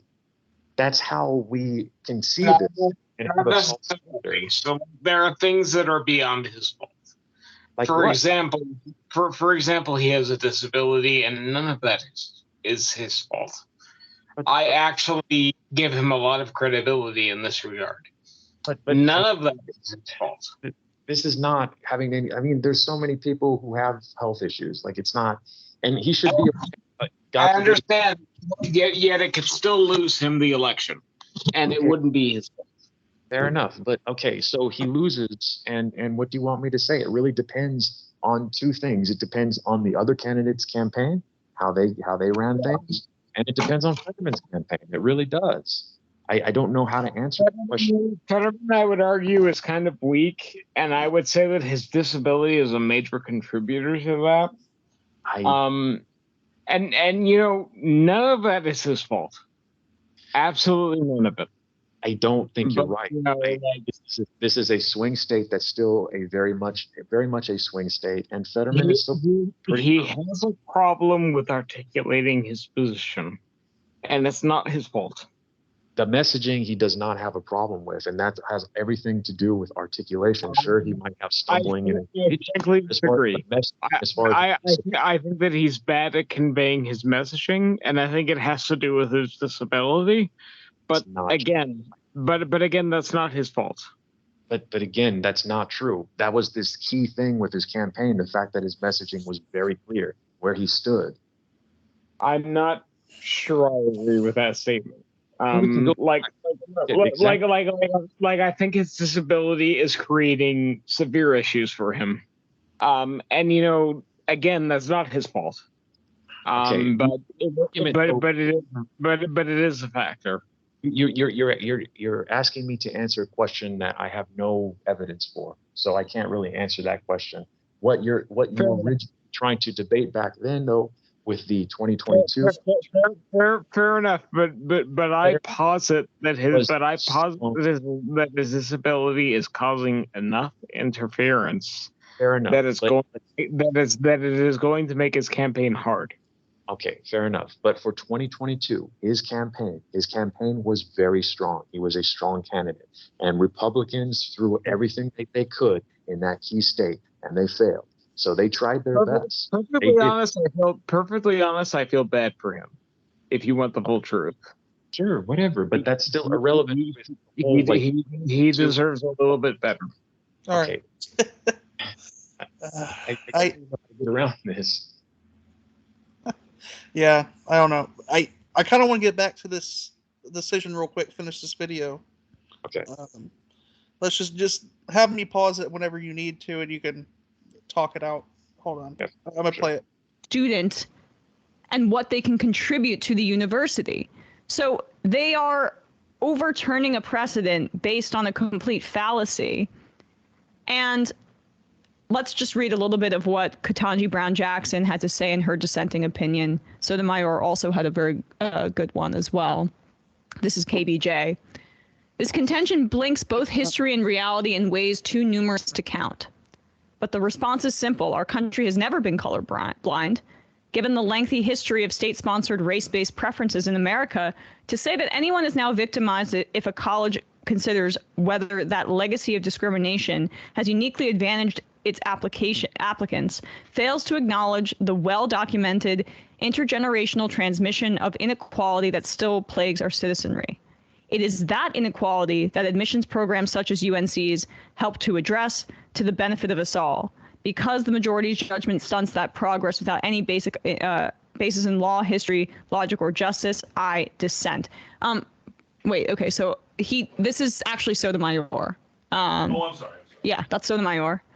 This is Jackson's. No, this is KBJ. This is KBJ? Yeah. Okay, sorry. There's the quote? Yeah. Okay, I apologize. All right, here she continues. The court has come to rest on the bottom line conclusion that racial diversity in higher education is only worth potentially preserving insofar as it might be needed to prepare Black Americans and other underrepresented minorities for success in the bunker, not the boardroom, a particularly awkward place to land in light of the history the majority opts to ignore. It would be deeply unfortunate if the Equal Protection Clause actually demanded this perverse, ahistorical, and counterproductive outcome. To impose this result is in that clause's name when it requires no such thing, and to thereby obstruct our collective progress toward the full realization of the clause's promise is truly a tragedy for us all. And there she is doing a very good job turning their logic on themselves. If original intent in the framing of our Constitution is the guidepost for these conservatives, then this flies completely directly in the face of the original intent. This is all she can do, is call them out on their hypocrisy. But from the outside, what we can say is they are political reactionaries pretending that they have a principle in order to achieve the end that they want. And the plaintiffs that brought this case cynically used Asian Americans as a cudgel against other minorities by saying that they were the ones being harmed by these kinds of admission standards because of certain testing categories and stuff. And I've seen immense solidarity online from a lot of other Asian Americans saying we do not accept this premise. But it was just a well-funded conservative effort that used that as the spine of an ahistorical racist argument. Yeah, like this sort of supposed race blindness is not a good sign. Like you see this, I saw in the Minneapolis police report that came out recently, the cops themselves were saying these are poverty problems, these aren't cop abuse problems. Sure. And like I think like, and we had a comment here, like, what if we all recognize we were the same and there are no races? Is this racist? Yeah. And the simple answer is this. We are all the same in terms of being humans. And, like, phenotypical differences are exceedingly small. And anyone who thinks that they're the cause for, like, differences in material outcomes in society is a racist. We are the same in terms of human, but we are not the same in terms of investment. And look, these sorts of things where we reward folks from underinvested communities with getting into Ivy Leagues, like that's better than not doing that.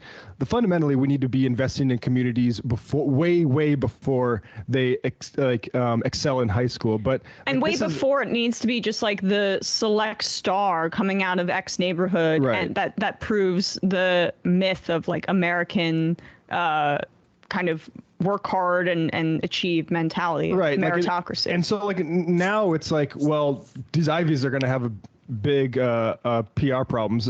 One, because they're not able to.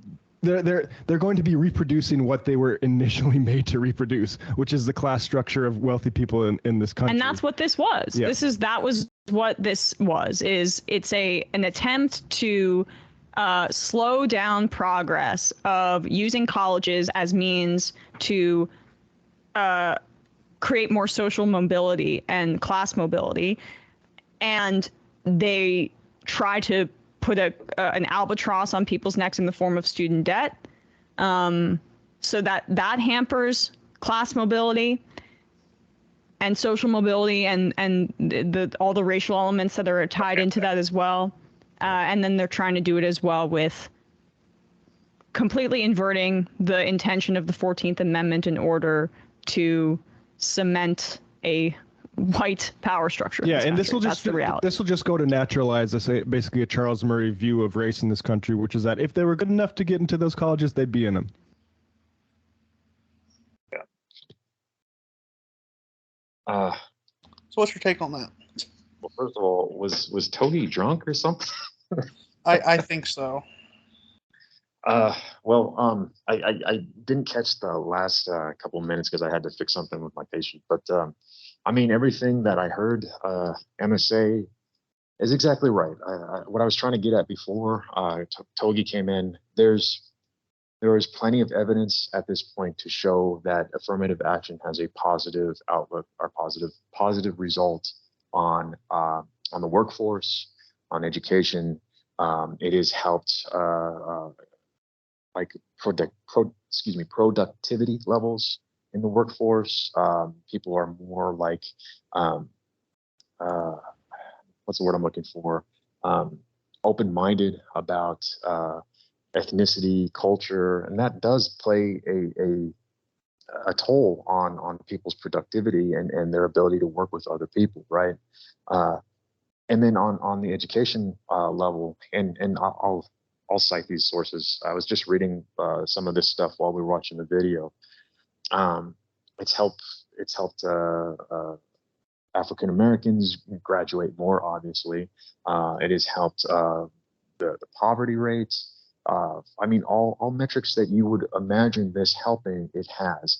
And what I was trying to get at with my mom before, because I find that what my mom used to tell me is something that I hear often. Like every white dude or every white person has their own like affirmative action story, how they were denied something, right? And it's just completely anecdotal. It does not happen. Statistically, this does not happen. the whites are going to be okay. Nobody has to fret about, I was as qualified as a Mexican, and the Mexican got the job. It doesn't work that way.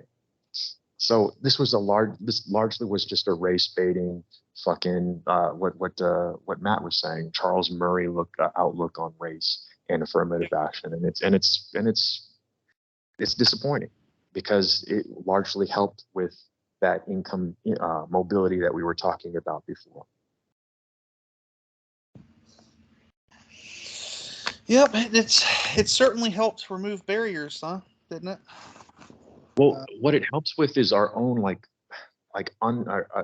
unconscious bias, right?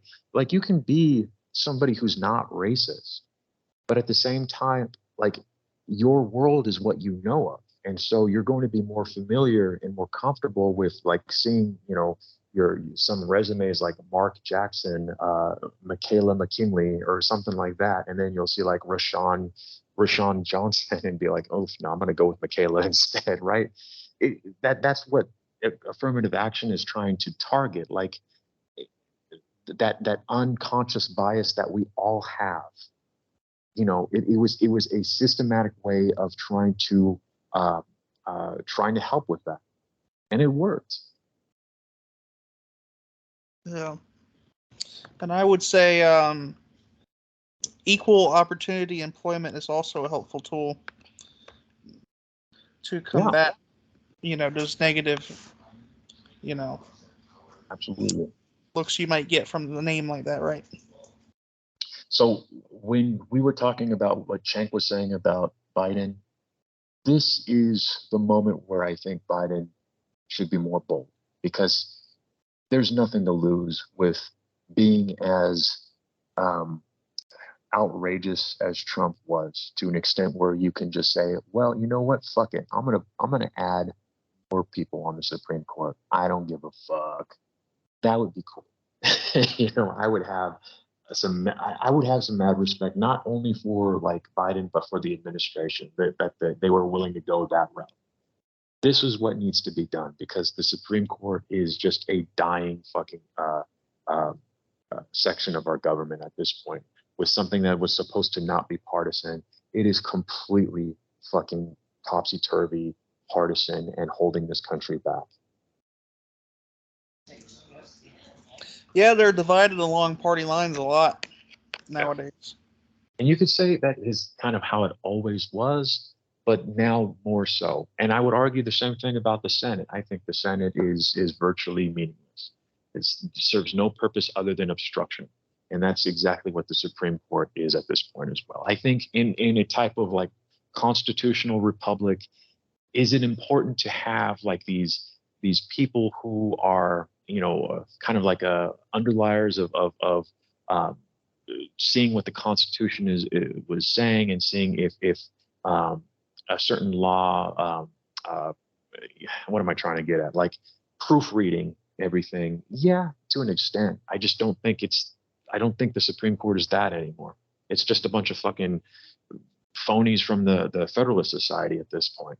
Minus a few others who like actually mean well, like Ketanji Jackson, who's had like an impressive life as a judge. If anything, that's what we're talking about with affirmative action, right? The fact that this woman, her expertise and her knowledge of the law, totally puts somebody as stupid as Alito, to shame. Because Alito was a fucking trust fund baby, and worked his way up just by like his little networking in the Federalist Society. That's what we mean. He knew people, is what you're saying. He knew people. Yeah, that's entirely why. Same with what's his name, fucking drunk ass. I forget his name. I like beer guy. Yeah, these people are jokes. Who's the I like beer guy? What's his name? Jesus fuck! I'm so bad with names. I'm sorry. The guy that he was a Trump judge. There were three. There was Amy Coney Barrett. I can't even remember the other guy. You're talking about Kavanaugh, Justice Kavanaugh. Jesus fucking Christ, man! I have brain damage. Yeah, Kavanaugh. Yeah.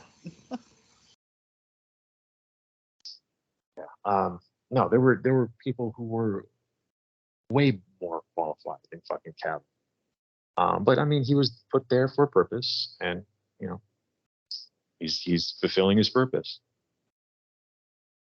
And same with Alito. Alito is probably the dumbest on there right now. Trump did say before he was elected that he was going to put pro-life justices on the court. Yeah. Or the, anti-abortion justices. And he accomplished what, if there's one thing that Trump accomplished, it was that.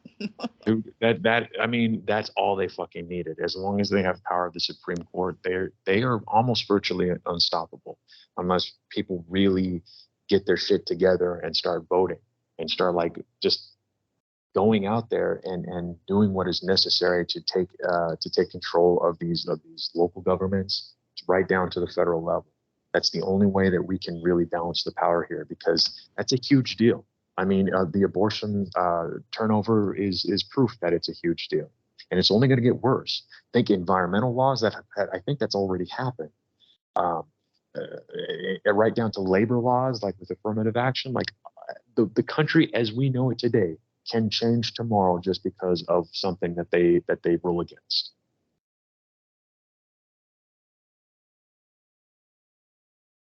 And it takes years to fix that. It takes fucking years. Talk about competency. That was own 10 slaves. You're being funny. When the Supreme Court votes for get rid of the anti-slavery thing. They're going to get reparations for what they're going to get. Is your dad reminiscing on the slave days? No, they're going to bring them back. The court's so bad, they're going to bring it back. You want a slave again? Yeah, I mean, laundry is hard work. I agree with you. Laundry. Probably at least 2 blacks. One to do my laundry and one to cook. But hey, let's not be racist about it. If we have slavery again, I'm going to have all colors of the rainbow. It's not just going to be specific race. Let's do it right this time, okay? I was joking, like exaggerating. I hear your point of view, so I was exaggerating your point of view. Well, I'm not exaggerating. I totally want a slave, so I'm on board if you are. Get it? They're not going to bring slaves back. Don't get my hopes up then, because I was really excited about this, but whatever. Hey, watch this. Hey, what do you think about affirmative action, or them striking it down in the court? I want true equality, where you got to earn whatever you get, no matter what you are. That's all. I'm good for that. Oh. Can I turn the light off or is it on? Leave it on. I guess. Huh? So he's for it then. So you're for it then? I'm against affirmative action. Okay, all right. What? I'm for meritocracy, 100%. Everything. You got to bring your own game, Not for people. It's going to force people to perform better, no matter who they are. Green, purple, yellow, whatever. All right, Calvin. Okay. Do you think it will give an unfair advantage to blacks for that affirmative action? Or it's they're getting rid of affirmative action. I'm saying, but before. I don't. It's not about what advantage there is. I mean, there's going to be nothing but Asians in the colleges, But nothing but Asians. Half Chinese and half Japanese, Dylan. Oh my God. This is going into the 4chan section of the podcast. That's why I have to laugh when I see some Asian person. Man. It's kind of ridiculous. Don't you think? What? You think it's just going to be Asian? When I see an Asian, I was kidding. I was exaggerating. I think eventually it'll balance itself back out. Without affirmative action? Without it, yeah. It'll just force some people to be uncomfortable for a while. I think it's better in the long run for that to be not there. I don't think all these things helping them wasn't helping them. I think it was just making. Let me ask you this: before affirmative action, do you think it balanced out? Wait, what was your question? Oh, before affirmative action, did it balance out We had a good let's see, the end of slavery was 1865, right? So we had a good 100 years before affirmative action. Did that balance out? Yeah, do you think it balances itself out then between 1865 and 1960? I think now there's too many blacks in college. Oh, there's too many. Half of them deserve to be there. The other half don't know what the hell they're doing there. So I think that in the long run, it's going to help blacks to start working harder at what they're going to do later. So there's a study that came out about 5 years ago that showed even with affirmative action that blacks are underrepresented in college. Well, now they're up to 16% though, and they only make up 13-point-something% of the population. But even with affirmative action, they were still underrepresented. They're not. Sorry, go on. And they're getting jobs that they can't later on that they can't do. No, but if they're underrepresented, why would they be getting jobs? They're overrepresented now. No, the study showed that they were.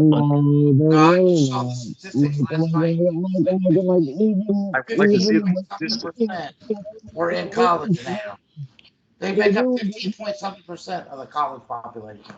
No, fuck off. Like they're honestly like close to like 25%, and they're not anywhere close to your mic's covered, Toggy, but I think Togi put himself in a bucket. Yeah. Yeah. Yeah, Toggy, you gotta fix that. Huh? Can you hear me? A little bit better, but not much. Are you okay?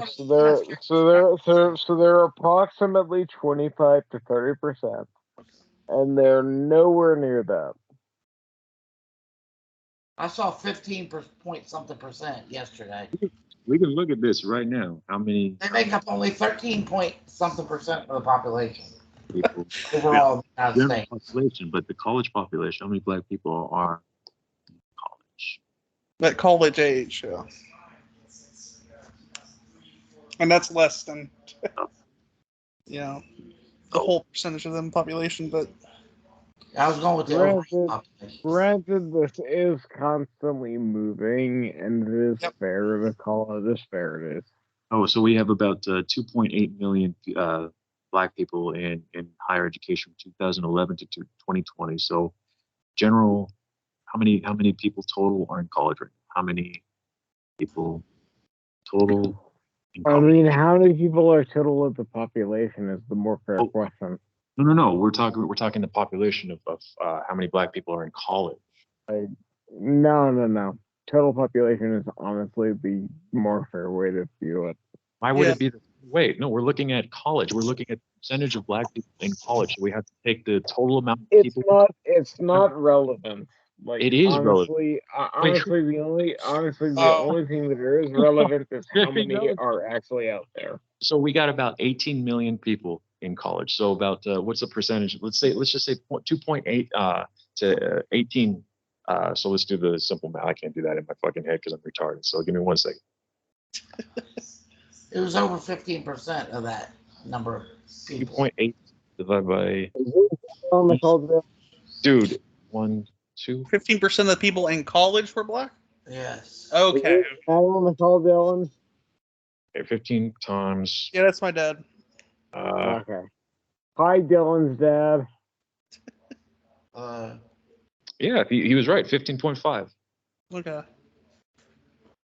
Yeah, so they're overrepresented right now. They're overrepresented. Yes. By how much? Dylan's dad. By 2.3%. Dylan is probably autistic. I'm just saying.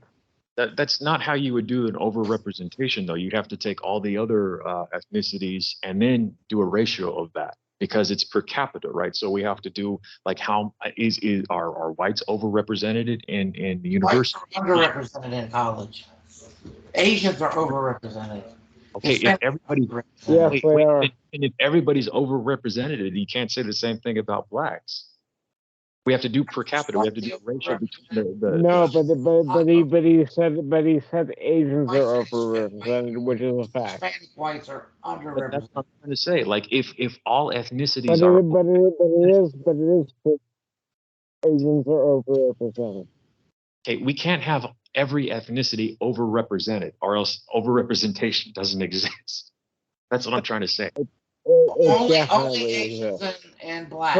So like, if discrimination exists, then overrepresentation definitely exists. But my dad had to go, but he said that only Asians and blacks are overrepresented. Population of Asians in college. Yes. Population of Asians in employment. So we have 6% of students who are Asian, and we have 15% who are African American. So let's see, 15, 16, 17, 1, so 21, and then so that 80, so 89% of the population of college students is white. Well, keep in mind. But keep in mind, in American culture, Asians are white adjacent. This is taking Indian Americans, Pacific.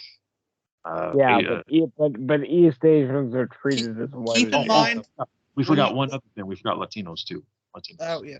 But those are not treated as white adjacent.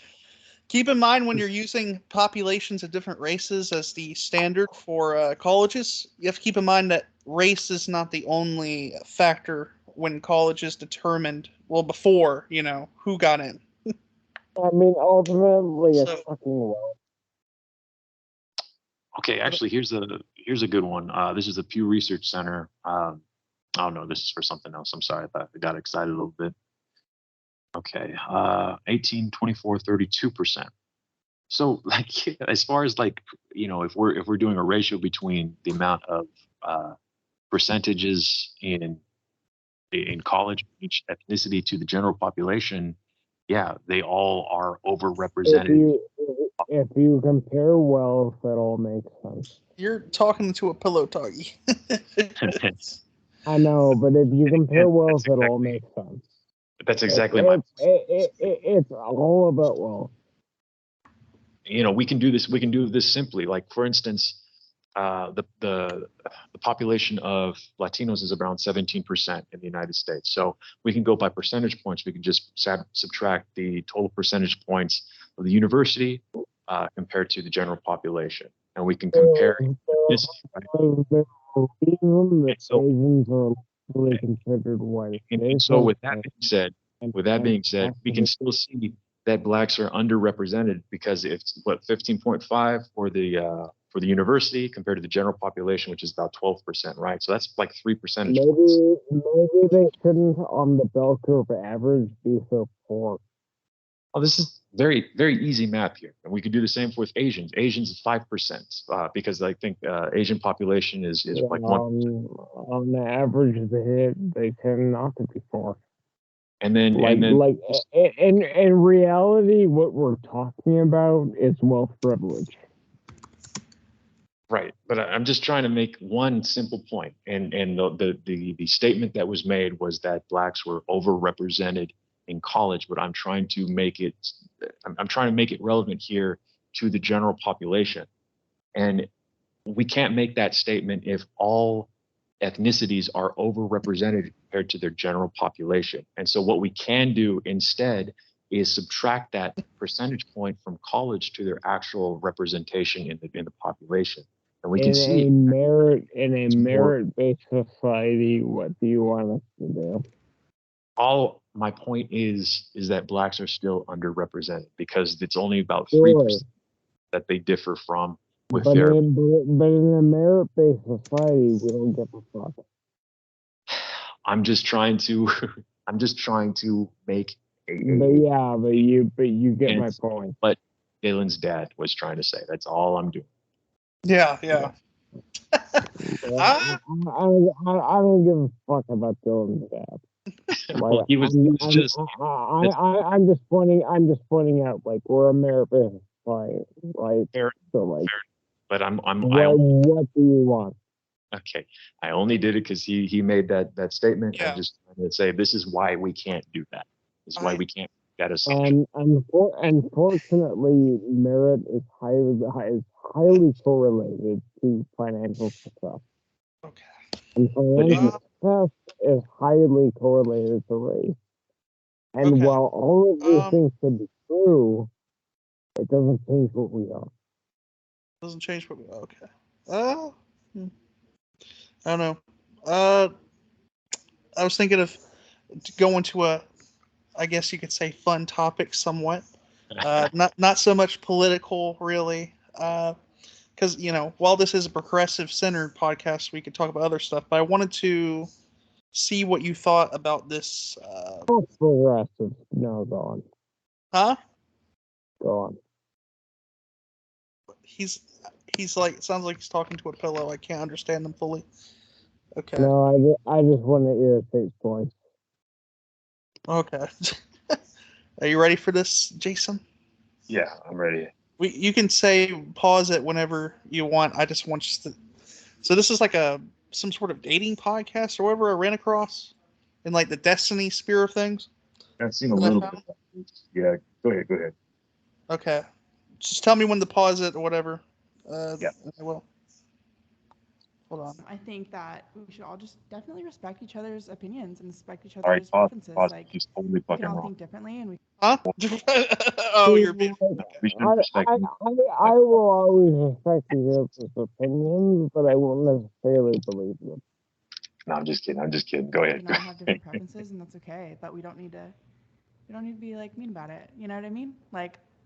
I can respect it and still think they're. Was it the town bicycle comment? No, that wasn't what it was. It was just like.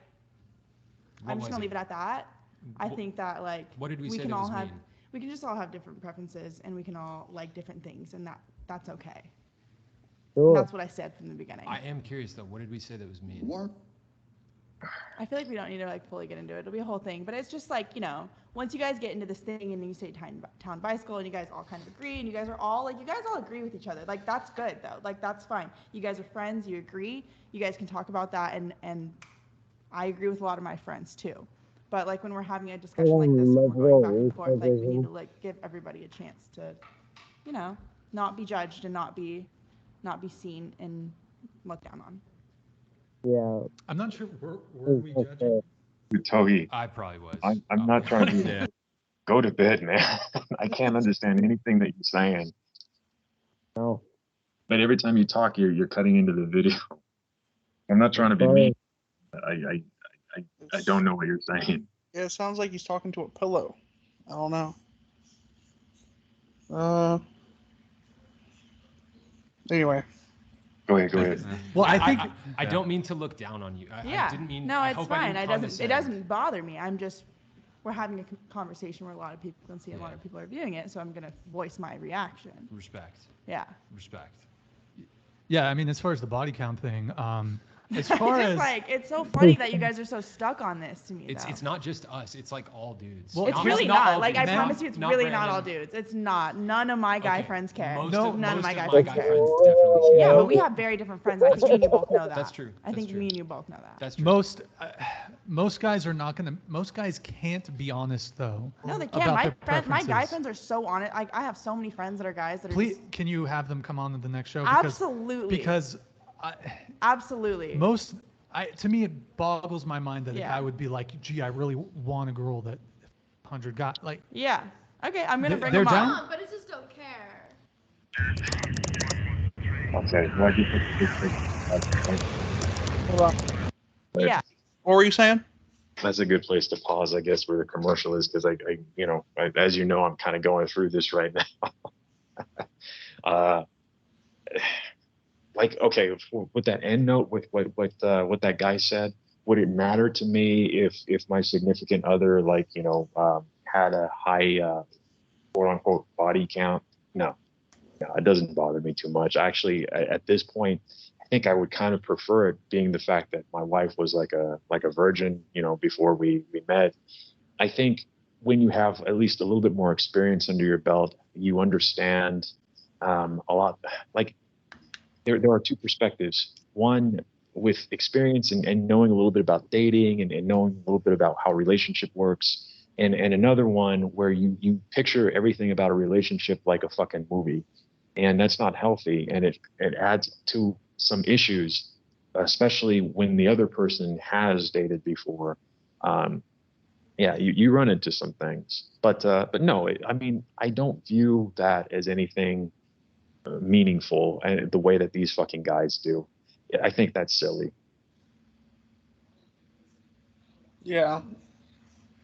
I guess it doesn't really matter, just as long as they don't have STDs, you know. Right. Like what is supposed to be the case here? Like what if a woman has had sex a lot of times, like she that devalues her humanity? I don't get it. Like even the whole like, well, the vagina is not tight enough anymore. Like that doesn't even make a lot of sense to me, because you can be young and you can still have a tight pussy no matter how much you slay. Like it's not the same. This is total bullshit. And no pussy is going to be tight if they're 40 years old. Like it's all like a common denominator at the end. Some pussy gets tight. I think I've heard the saying it's all about exercise. Pretty much, the vagina tightens as the woman exercises over time. Maybe so. I'm pretty sure. I don't know, but I'm pretty sure. Yeah. Athleticism. Yeah, I don't think it matters that much, and I don't know a lot of guys who do care about that. My circle of friends, we don't particularly care about whether a woman has had sex with men before. It's not a big deal. Yeah, we just like the music. I don't really care about the vagina like that, Whenever I hear something along those lines, like what these guys are saying, to me, the first word that comes into my mind is "you're a fucking nerd. You're a nerd." Like if that fucking matters to you, you're a fucking nerd.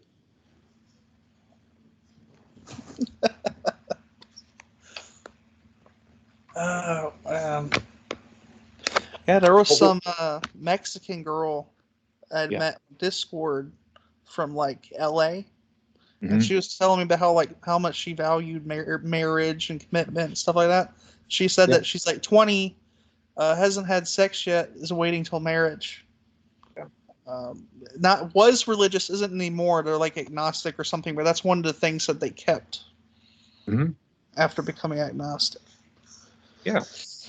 Yeah, I have no problem with people who want that. That's not a big deal to me either. If you want it, like, more power to you. Like, I think we all kind of want some sort of stability, and we're all like trying to find Mr. or Mrs. Right some way or somehow. But as far as like this country and just like the general outlook on sex these days, or back then too, as this like holy fucking putting out on a pedestal the way it is, a lot of it is obnoxious to me. It's not to say that sex isn't important, especially in in a relationship and what it means. It is, but like as far as it being like a deal breaker or people's just weird obsessions over it is weird. It really is. Yeah. They were saying that the guys were saying something else too, which I guess the women had some issues with, as far as like men bragging about their body counts to other men, right? Was that also something that they were talking about? I think so. Yeah.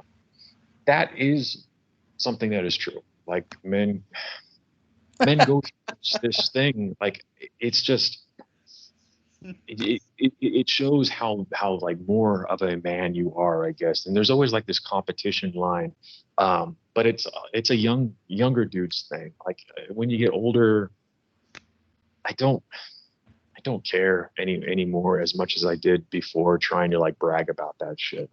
It doesn't mean as much as it did back then. And honestly, like in my own experience, when dudes would talk like that, a lot of times it made me feel uncomfortable. Just because it's Go ahead with what you're saying. Oh, I was just gonna say that whole thing isn't as big as it once was, though, because between 2007 or 8 and 2023, the number of like sexless men between 18 or 30 or haven't had it in a year or something, it's true with like relationships too, but it's quadrupled. It's quadrupled. So it's not as much of a thing as it was.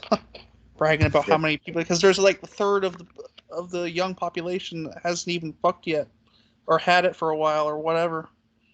Yeah. You know? I mean, even when I was like in high school too, it was like we all bragged about it, but in a way we could tell still who was bullshitting. We didn't want to be mean because again, these were our friends. Like there was a time and place to like make fun of our friends. But a lot of times when we were just embellishing just to kind of boost our confidence with other men, it was more like letting it pass because we understood, you know, he needs it right now. Right. And there were people that bullshit that, yeah, to boost his confidence or something. Granted, though, back then, when you were in high school, I'm sure it was generally easier for a dude to get. Wait, what do you mean back then? What do you mean back then? That hurts. Huh? That like, hurts. Man. What do you well, mean? it wasn't too far back. In like the dinosaur age? What are you trying to say, man? No. I'm saying that that many years ago. You're not that old, but that many years ago. Did you see? No, you're old enough to know, like, be back in a time where there weren't as many people around your age, like in high school or like in the early 20s or something, or mid 20s. Yeah, and all the comments were all together in Pangea. That's also what happened back then when I was. No. There were less sexless dudes back then at that age group. No, honestly, I don't even think that was the case. It was weird. It was really weird because, first of all, I went to high school in Southern California, like 10 miles away from East LA, right? So there was this pressure that I think was a lot different than if I were to go to school in Dallas, you know. What, like American Pie pressure? Like, what are you talking about? The pressure of like everybody knows somebody famous type of pressure. It's a very weird scenario because I remember how girls were talking about like, oh well, I'm gonna possibly be a model and I'm dating this guy and stuff like that, right? There was always that kind of like talk. And so this would also make guys try to embellish on like, oh yeah, dude, I met this girl and she was like friends with such and such, and I think it's gonna go where. And I don't even know how to describe it the way that I'm describing it. It's just this prowess was more of like a badge of honor to get you somewhere. That's what I'm trying to say. Right. Well, you were in Southern California too, so knowing famous people is like probably seen as a big thing there. And I see that I say that loosely because I'm only saying this because my high school was literally like right next to LA, right? I mean, it was a suburb of LA, literally like 10 miles downtown, right? But it's not like that with Southern California as a whole. Like Southern California is a ton of different things. It depends on where you live. Like Orange County, for instance, is not the same as LA. There's some similarities just being like from Southern California for sure, but it's more just the vicinity of all of that fucking like, LA stuff that I think was a lot different for me and my high school. I remember people fucking like when they were 13 years old in middle school. I don't think that would be the same if I went to high school in Plano. Or in shit, fuck, I just gave away, or Richardson, I might as well just give my address here too, man. But Plano's big enough to where they won't know. Okay. Yeah, I just don't. I think it'd be much different. That's all I'm saying.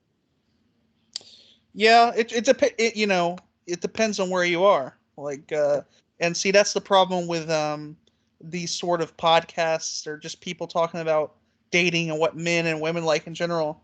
It's that it's so arbitrary and nuanced. How can you say? Like, it just depends on the person, right? Yeah, I get the feeling though that this is creating some sort of hive mind in terms of like really weird expectations that people will have for not only women, but also men. It's just making things more weird. Yeah.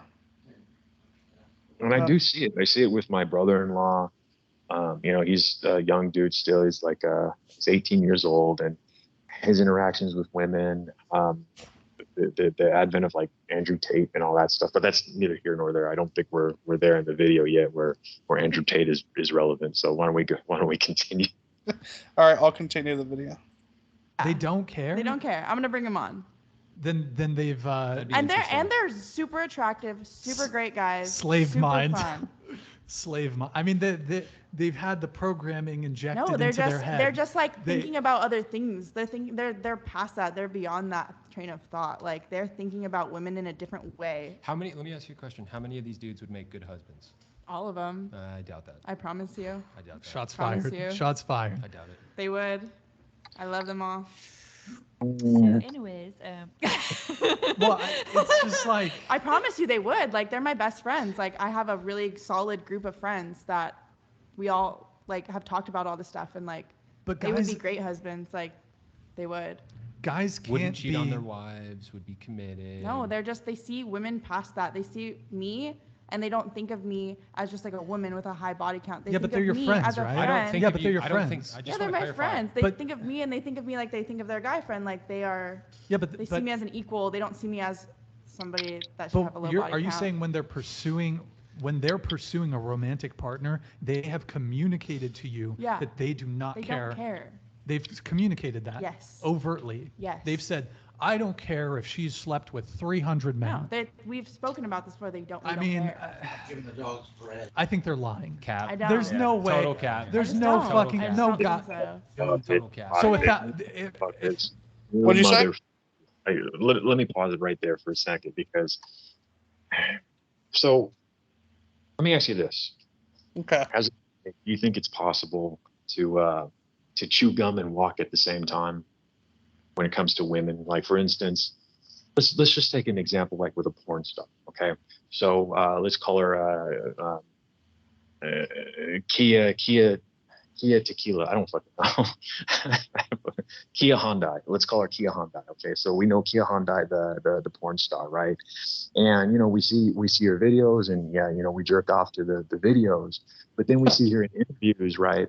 And she's talking politics, and she has like some real deep shit to say, and like she knows her shit.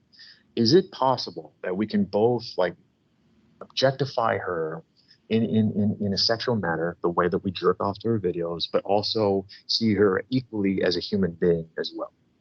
Sure. Yeah, I think so too. And I think guys just first of all, I think girls don't understand this. Women don't understand this, and men don't know how to explain this well, or they just don't really like. It's either one thing or another, instead of like, dude, relax.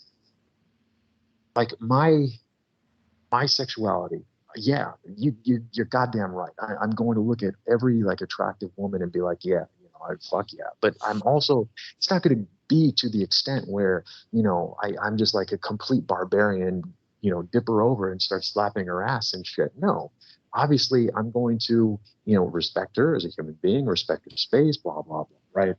So what am I doing here? Like I'm doing two different things all at once. Like in my mind, I'm thinking like, yeah, damn, I'd hit that. And at the same time, I'm having a conversation with her, and we might be talking about like, I don't know, Aristotle or something. Fucking, I don't know. The whole point is men are able to do both things at once. And it's that fucking simple. It doesn't need to be any more complicated than that. Yeah.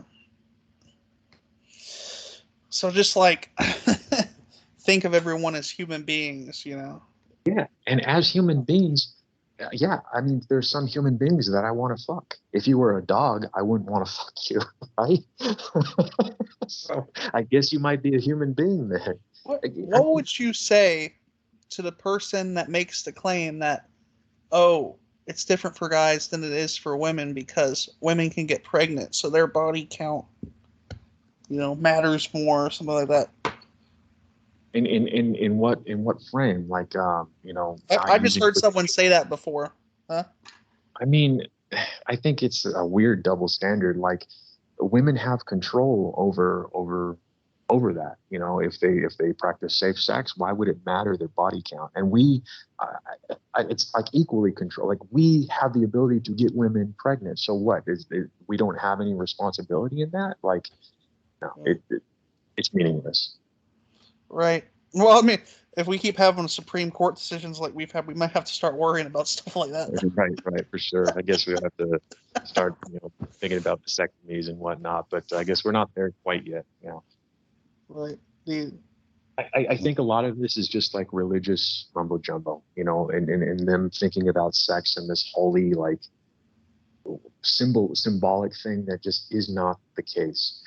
Even matrimony, and God forbid my wife ever hears me say this, but let's be real. Like monogamy is a relatively new concept in society, and also many cultures, even like a mere 50 years ago, and even today, they don't practice monogamy. There are many cultures that practice polygamy, where the child, wherever the child is born, is literally raised by the village, right?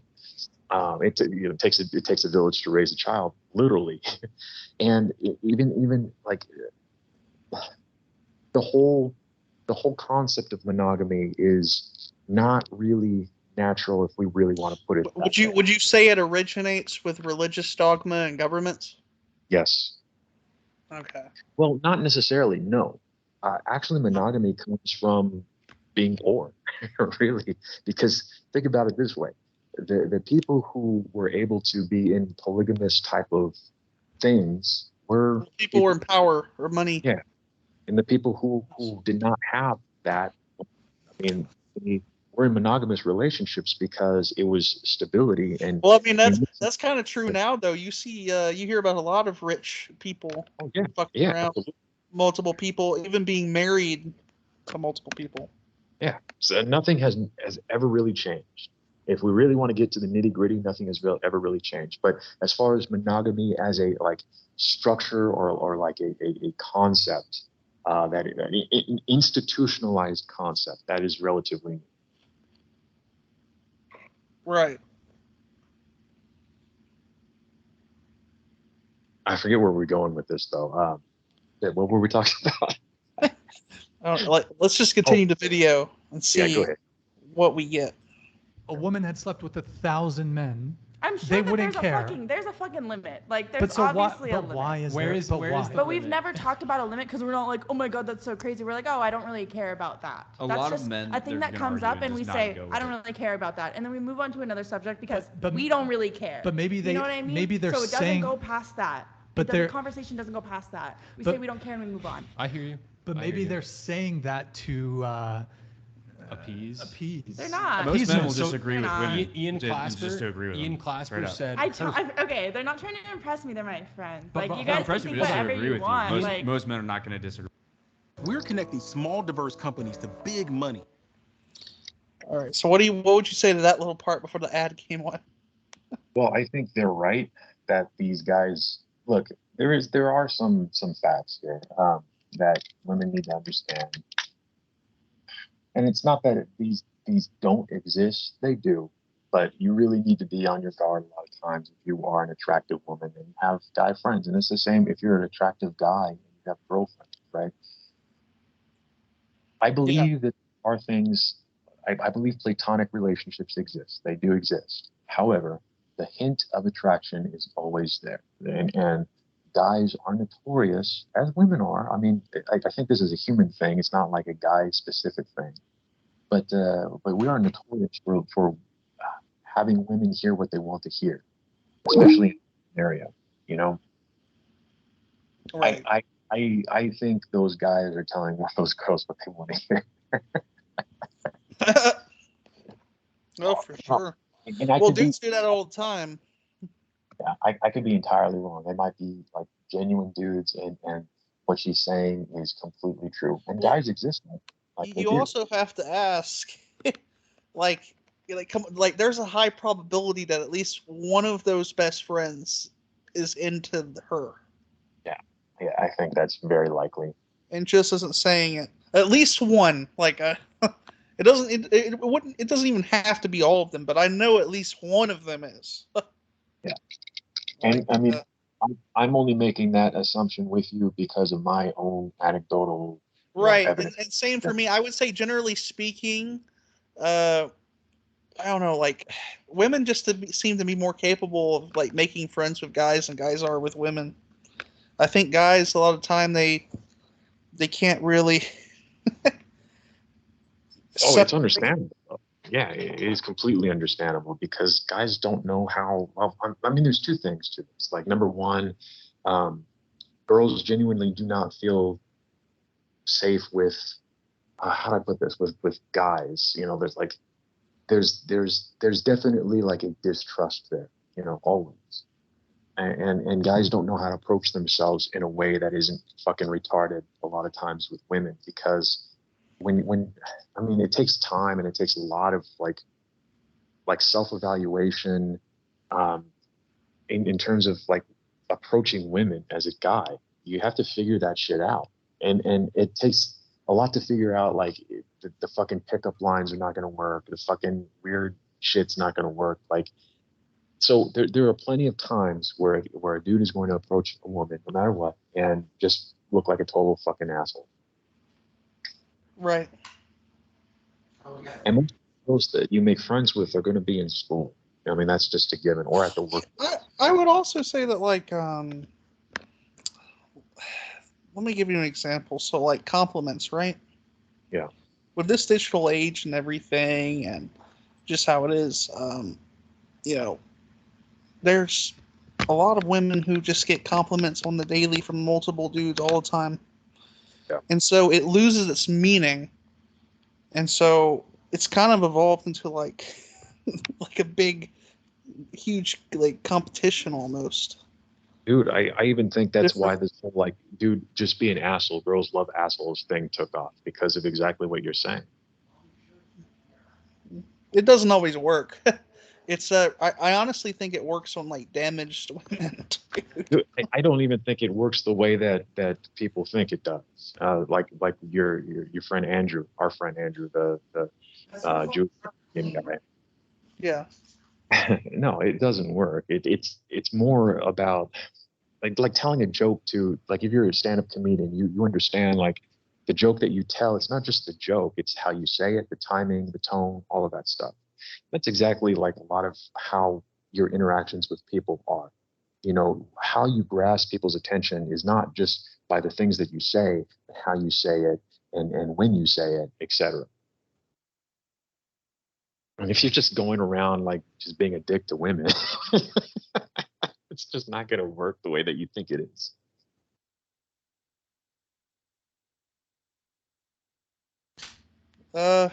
Yeah. I don't know. It's, what happens a lot of time, right? What? Like, or at least a good portion of the time when, like, I guess you could say, general, like, assholes dating women. Is I've heard some stories where they're great at the beginning, right? Yeah. But then they turn that way at some point. And I don't know if it's being in a relationship that might turn someone that way, or if they're always that way and they put on like blinders before, where you couldn't see. And that's true for like vice versa. Spell that out a little bit more. When you say like they were an asshole at first, but then they changed and they were like no.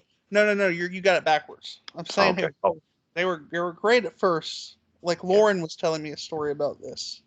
This guy she dated was great at first, but then a few months went by, and she saw what a narcissist he was. Well, I mean, it should be obvious why. Like in those first few months, you're on your best behavior. After you're comfortable with the person, or to an extent that maybe you're a little sick of that person, then the real shit happens. Right? Then the real you starts coming out. Yeah, that's very common. Right. I mean, I don't really know what to add to that. Like, I think everybody does it, but yeah, you're gonna really see who that person is in a few months, I guess. True that. All right, let's see what the rest of this is. Like, Most men are not going to disagree with that. you guys can think whatever you want. Ian Clasper said, Yeah. "Your friends are simps," and I'm curious how many of these Oh dudes. my God. I'm curious how many of these dudes that you're saying agree with you, or like they don't care. They're saying this because they know that you don't care, and you'd be pissed if they did care, and they want to bang you. How That's many of these not friends a want to thing. bang you? Well, I thought I was so unattractive because I've slept with a lot of guys though. That's we go not. You know, like why ever would they what we want to said. bang me? You're What's up? Like, I'm sorry. I just want to say something real quick because that pisses me off too. Like, respecting women and treating them like as a friend should not be looked up at as like being a simp. That is the wrong way to go about this. You know, like again, he's just making things worse. This whole I agree. You can have platonic friends of the opposite sex or whatever. I mean, well, if this is assuming it's heterosexual, you know, I mean, of course there's other, but at the same time, you know, she's kind of naive. Maybe so, but at the same, As one of those dudes, I'm telling you, man. Yeah, for sure.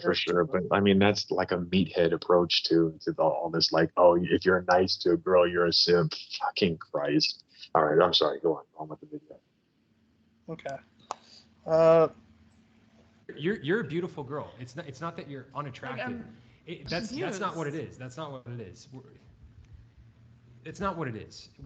There's attractiveness in terms of like physical attractiveness, and then there's like picking a girl in terms of like. So you think that they would skew their views in front of all of Yes. their friends? Men do that men all the have time. to. They do Men that have all to. the time. All right. Well, that's just where we're gonna disagree. Well, men cannot be honest with their preferences, standards, and boundaries because we get shamed for it.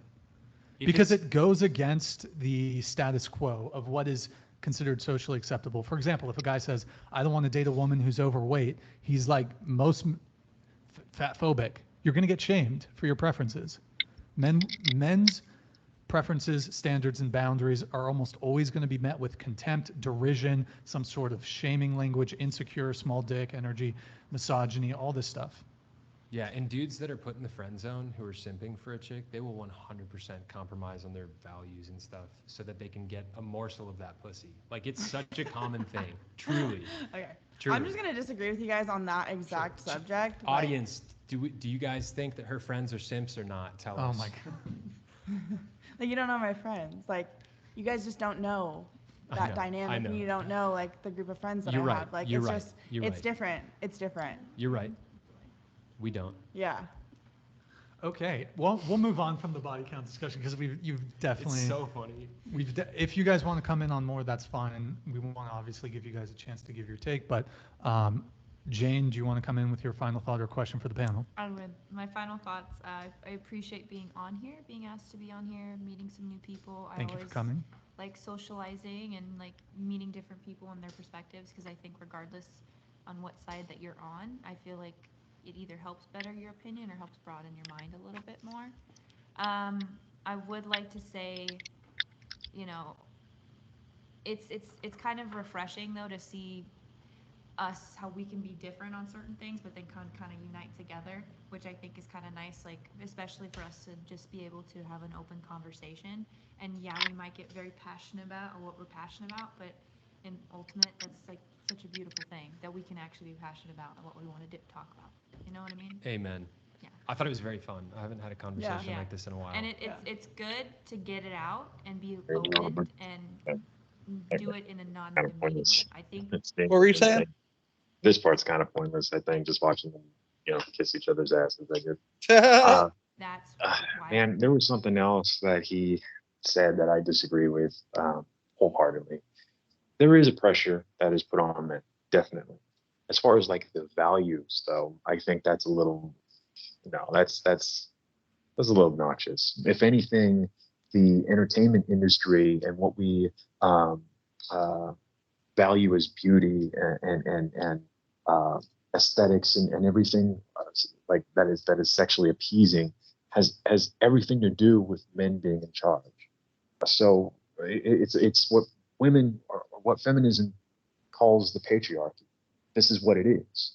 And so with him saying that, you know, I'm going to get judged if I don't accept you know, fat people or whatnot, that's bullshit.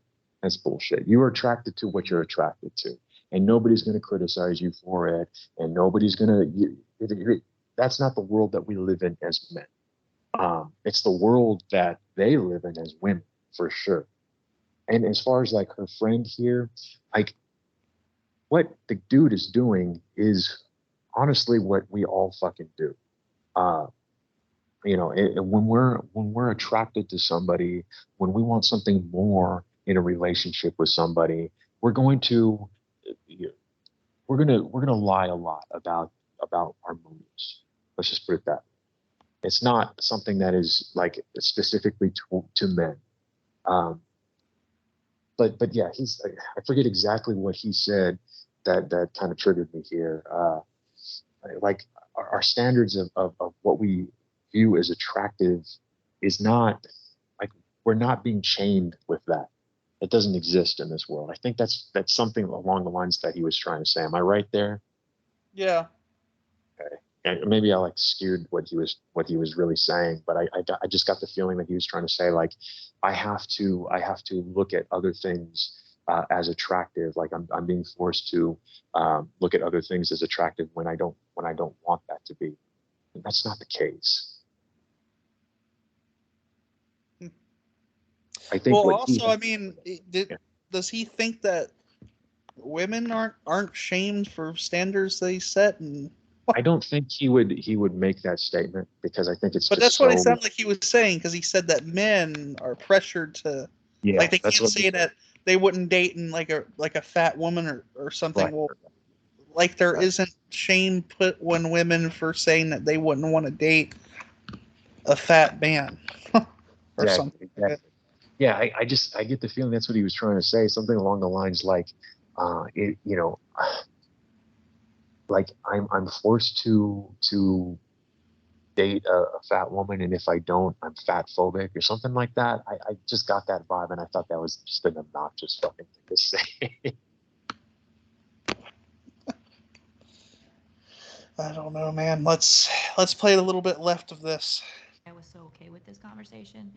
The only thing I would have maybe liked if we didn't go back to the body count so much, because there was other points that were actually really important that I feel like we could have discussed a little bit more, but because there was a lot of poking going on and it was more entertaining, I get it, but at the same time I was like, okay, drop it. Like this is like old news. Like come on, we can try something else. Yeah, we kind of killed that. Yeah, cover. but Other than that, what would you have preferred we talk about instead? There, like we were talking about like the older age one, and then like marriage and things like that. So like I would have preferred if we went back to that, and then like actual dating preferences. Like that's one dating preference, but there was other ones we kind of bruised over. So that was my only little thing. But aside from that, I had a great time. Sure. Well, we can have you come back on and certainly get into some other topics. We are definitely.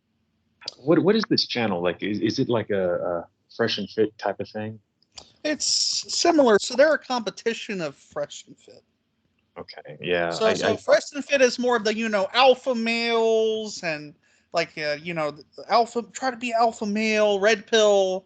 It's like more overtly red pill. They always have like these fucking same kind of girls on their podcast, and they think the whole world is like Miami or something with the dating scene. Like, that's what they act like. They act like it's just like Miami. This is a competition. This is more like, they aren't like on Fresh and Fit. They're like more about sex and getting that. They seem to be more about relationships on this one. Yeah, they also seem a lot more fair about like letting women talk in the show. Yeah, man, they kick people out a lot on Fresh and Fit, don't they? Look, this is my first impression of these guys. They seem like mid-20s type. I could be completely wrong, but their expectations and their views on like what men are like in general and what women are in terms of value is really immature. And I went through the same things, but I I thought like that when I was like in my early 20s. And I do not think like that anymore. And it's not because I was, lib cucked or whatever the fuck. It's just because when you are around women more, instead of just looking afar and, being on the prowl and wanting to hunt or whatever kind of weird fucking thing that you want to make this out, when you are actually with women more, you have an entirely different view on what women are like and what your place is as a man. And I can tell now, being like 35, and how like certain men talk, like who has gone through that and who hasn't. It's very telling. And there's like different things in life that you can really look at and see where people are just by how they sound. When you're looking afar at women, you're going to talk like they're this completely different species, and that's how they're talking. Now, with going to what the girl was saying about her friend and all that stuff,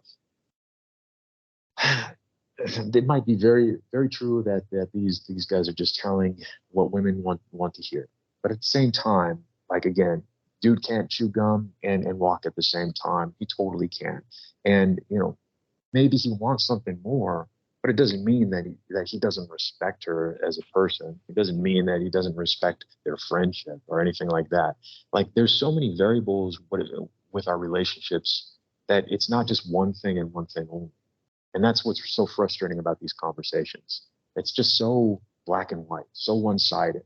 And life is just not like that, especially the relationships between men and women. They're very complicated and they're very nuanced. And that's all I really have to say. Right. I wonder if Connor has anything to say. I don't even know if he's still there. He's on mute, but could be Anthony. Yeah, but I'm bad with voices as much as I am with names. Yeah. All right. Okay, I guess. Okay, he's not there. All right. Okay. Well, why don't we end it here, because I got some paperwork to catch up on. Oh shoot, you do? Yeah. I've been kind of neglecting it a little bit. Do you think you could spare at least a few minutes? Because I wanted to show you one last thing. Yeah, sure. Okay. Just real quick.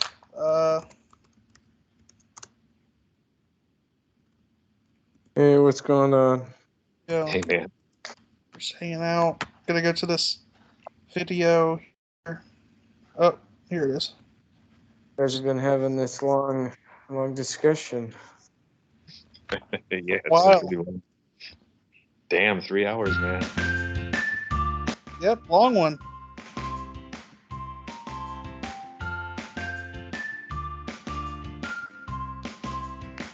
I'll just start it in the middle, wherever I was on the video, because that's the same Introducing Lo-Fi Pounder 3. Yep. The ultimate weapon for crafting vintage lo-fi music. What is it like to be a newborn? You don't remember it. I don't remember, but I can probably guess what it's like. But you can guess away what it's like to be a 10-week-old embryo then. You don't remember either. No. I can't guess That doesn't mean you can kill the 10-week-old embryo. I can't guess what it's like to not have a conscious experience. Guess what it's like to have a dreamless sleep. Well, yeah, but fetuses. Guess what it's like to be dead. No. I can guess what it's like to be a baby. There's probably a lot of new sensations. You're probably having crazy temperature adjustments. You're probably seeing a whole bunch of stuff and really squinting away from it. I can guess what it's like. I don't know exactly. I can't guess what it's like to be a thing without a brain. I can't guess. I don't know what it's like to be a rock or what it's like to be a tree. Do you think fetuses in the womb dream? Once the necessary brain parts are there, I imagine at some point scientists they probably say it can be as early as 16 weeks that a child has rapid eye movement REM sleep. I don't know if I believe that, but okay, I know science is hard to believe. I mean, the reality is what we're keeping. Do you think they actually dream though if they're having REM sleep? What do you think they're dreaming about? I have no idea. Lila, you wanted to say something. Lila, you go ahead, and then I have something. What we keep coming back to is there's all these qualifications on what consciousness even means, and when we take and isolate them and we kind of make an argument or ask Destiny a question about them, he says, "Oh, that specific aspect of consciousness doesn't matter." Destiny has trouble defining consciousness. He has trouble defining exactly when it begins, and yet To be this clear, is the qualifying I didn't have line trouble to be- defining it. I literally but- told you exactly what it. But No, you you said didn't. it You said involves these subjective. different things. It's a subjective experience. Subjective. It's Hold on. memory. Wait. Does subjective experience not count as a definition? Okay, but my point Subjective is changes but, with the person. Hold on, Destiny. My Yes. So does your and conscious listen, my- experience change with a person? but- Welcome but to my- humanity. Yeah. but my That's why point your is- slippery slope fails. That's not hold a on, slippery hold slope on. to say that everybody has a different Destiny, subjective but experience. but It's not the a slippery point- slope. The point here is your definition of what even consciousness is, the aspects of consciousness, when you isolate them and describe is this a reason to assign personhood or not, it falls apart. It doesn't fall apart at all. Because some people don't experience, when you're a newborn, you don't experience your consciousness. You don't remember it later. Just because you don't remember it doesn't mean you're not conscious. And Again, when if I you're, get and when blackout, you're unconscious, you're unconscious. no, but but you're you're still gonna a human. wake up.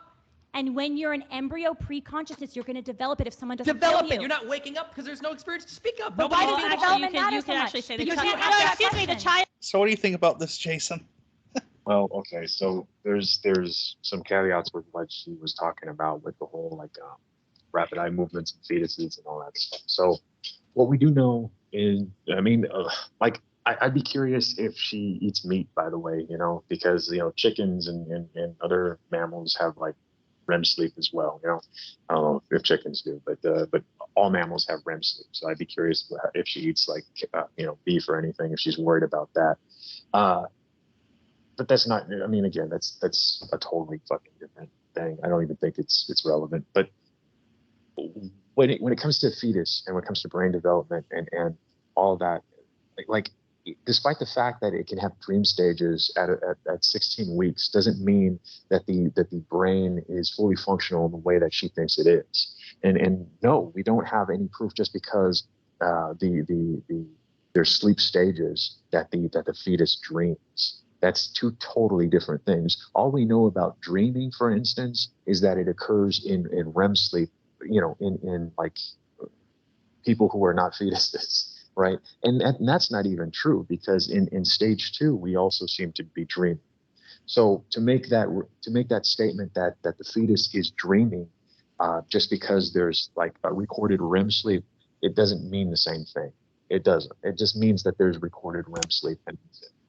And then also, like what Destiny is trying to get at is when you are born, that is when your consciousness of the environment is also born. Your senses are also born. Like it does not exist with a fetus who is basically living in the symbiotic relationship with the mother. And has no like outside senses in the sense of its own individual sense. I think that I'm making sense here. It's a totally different thing. Now, we can argue, like, is there something that is troubling about having an abortion? 8 months into pregnancy, yeah, I think there might, at least it's more troubling for 8 months than it is for 2 months, right? Something like that. But the way that they're arguing about a fetus, no, I'm sorry. These are two different states of being, two totally different states of being. Right. So,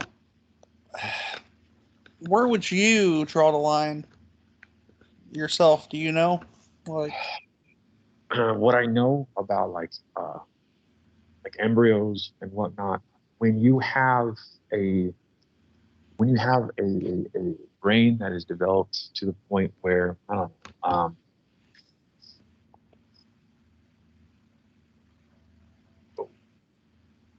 when you have at least maybe let's just give a complete arbitrary line. When that fetus is maybe 80% cognitively functional the way that a baby is, I think maybe I draw the line there. Well, but you know what the Constitution says, 14th Amendment, right? Says all persons born or naturalized in the United States and subject to the jurisdiction thereof are citizens of the United States and of state wherein they resided. Doesn't say anything here about fetuses. Right. No. And I'm only making this an argument in terms of where is the line? What does being conscious mean? right? Because it does get into some philosophical elements, but we can answer this. We can answer this more or less to an extent scientifically, the way that she was, right? And I would more go into the line of what we know about like cognition and what we know about like response and cognition than the way that she was with like REM sleep, right? That's how I would argue that. As far as like constitutionalities, I mean, I think you as a mother, you have the right to your own body. I just think, and these are so rare that I don't think any mother at 8 months You pregnant have is the going to be right to due process, which I think includes yourself, because your body is your own property, right? And a fetus is not defined as a person because 14th Amendment doesn't say anything about fetuses. It says born or naturalized. So if you add that all together, I mean, you got autonomy. right. But I mean, like the where I draw the line argument, when a woman is like 8 months pregnant, right? Like it's such an absurd thing. It does happen, but it happens because there's complications with the pregnancy. Very rarely are you going to have like a fucking woman come in and be like, yeah, you know what, this baby's just too fucking heavy and fuck this shit, I want it out. Like very rarely does that happen. It would be like arguing the absurdity of like, do alien spaceships have the right to invade us, right? it would be that absurd because it hardly ever fucking happens. Yeah. So it's like, I mean, huh? I was just gonna say, and again, like when that shit does happen in the third trimester, it is almost always, like a good 99.9% of the time, because there's complications with the pregnancy where the woman is going to die if we don't abort the fetus. Yeah, most women, if it's not because of like, risk to their life, they're not going to come in so late usually to get rid of, potential, person just because, they want to. Like it's going to be earlier. In the first trimester of pregnancy, there's virtually no difference between like a human embryo and a fucking like rat embryo. Like absolutely no fucking difference. Like it. So when she's saying these types of things, I that's why I'm trying to make like the meat argument relevant. If you think that an embryo at this stage is a person, then we have to acknowledge the fact that cow embryos are the same thing. We can't eat eggs anymore. Because that's exactly what is the equivalent of that fucking thing. You also gotta, I think it's also important to look at the typical person that pushes this very pro-life stuff. It's the same people who, have a problem with kids having free school lunches, Yeah. I mean, fucking like food stamps. Like it's the same people. It's the same fucking people. No, they've made this into like a bull run of their little, like this is what they identify with, but it has no bearing on their real life in terms of how they view life in general and the values of life in general. I care about you until you're born, and then I offer little or no support. Yeah. You're just another probably future worker that's going to work for a low pay and at one of my donors' companies or something. And I realize these are women. I realize they are, but we really need to acknowledge how hard a pregnancy is to a woman's body. Because even when you're young, even when you're like 24 and you get pregnant, like there's still a lot of damage that it does to your body. Your body's never going to be the same after you give birth. There's a lot to it. And it is something to consider. Your life will change. Even if you give that baby up for adoption, your life is going to change. Your hormones are going to change. Your body structure, like what is that shit called? The little loose skin that I forget. There's a term for it. It's a funny term. But Jesus Christ, just the woman's value of her own body, that is going to go down the toilet because women are so sensitive about like the stretch marks and all of that stuff after. Like I feel for that shit. It's a lot. Yeah. I can't imagine what someone who's pregnant deals with, because I don't have the ability to get pregnant. So.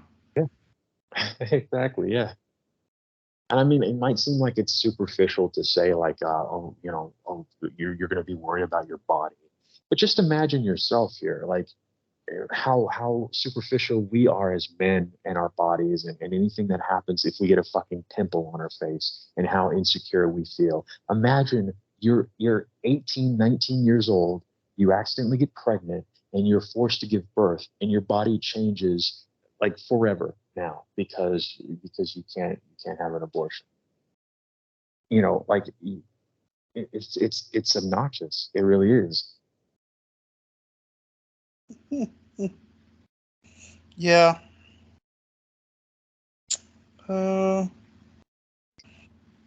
Yeah. I mean, and just besides the abortion argument, we were talking about men and women a little earlier. Yeah, I mean, you can look at some general differences between both sexes, but Sorry to interrupt you, but the term was fupa. That's what I was trying to remember. I'm sorry. Fupa. Oh. No, I was just gonna say there are, we're still human. There's a lot that's also similar, same about us too. If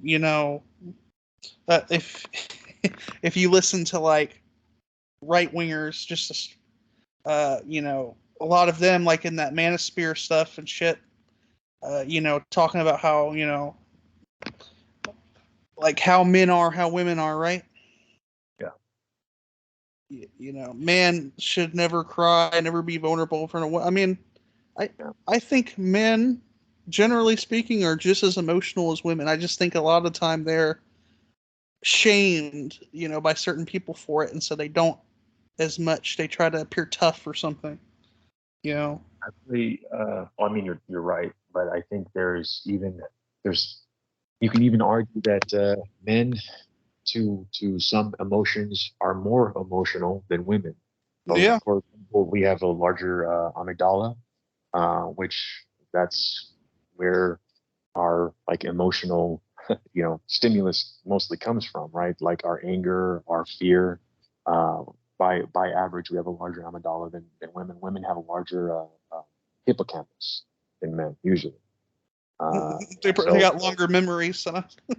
Well, I mean, I don't know what that means in context. I mean, you could probably guess what the amygdala one means in context, but I mean, it's not like a huge difference, but it's a noticeable difference in terms of like our general brain structure. We have our brains are the same. There's just like these little differences, and that's those differences, right? Right, and those differences also go beyond that too. So yeah. What was I gonna say? I mean, I can't tell you how many times. Like, I had this one friend who I started talking to more again recently, who I knew from in real life, right? Mm. I can tell he's trying to put on that, tough guy act, trying to act like, stuff doesn't faze him and all that. Mm. But sometimes when I talk to him, you can see those emotions are there. Yeah. It takes a feeling lot bad after a breakup or like the marriage he had or whatever. It's there, man. I think with guys and where I would agree with the whole like pressure with society is we're trained to hide our emotions so much that when they finally unleash, it is extremely unhealthy and dangerous, not only for our safety but for others. Is that what they mean by like the whole term toxic masculinity? Is when you've tried to be masculine to such a point it gets toxic, where like you hide your emotions and you like do all this fucking shit you're told to do? Yeah, I mean, just put yourself in the perspective of you being a dude every day. What does it feel like when you're with other dudes? You feel like you're constantly at war with other dudes. You're constantly like you have to be on your guard. You have to like do this like tough guy thing. You're walking down the street. You have to give it like this little snarl, right? Because you don't want to look like a bitch. Like we all go through this. We all fucking go through this. And it's, I think it's unhealthy. It's completely unhealthy because there's this mode where you've trained yourself to always be this fucking asshole. And, we might be in a call, or like we might be in person with people that are other dudes, and they might know some chick that you secretly like, or they don't really know about, and they're just talking shit on her, and then you join in because you want to be seen as part of the in crowd. Yeah, well, there was this one guy who I thought was a pretty smart dude. He was on that Discord call. He was doing a paper about what you bring at home, something about like hourless labor or something like that. Remember?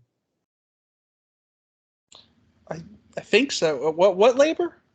Like hourless labor. There was a term for it, but workless labor. Oh yeah. That was a dude that actually Connor here met off of Omegle. Yeah. I forget his name. He had like a weird name, but yeah, he was talking about the emotional labor. He was actually writing a paper on it. Emotional labor, that's what it's called. Yeah, we bring that every day to what we have to go through as men, and when we interact with the world the way that society pressures us to do, we bring that home to our families, we bring that home to our friends, and not only that, but we train ourselves to a point where that shit that you just mentioned, where we join in with the girl, and bullying her or bullying somebody or something along those lines, that's all having to do with that. It all fits in.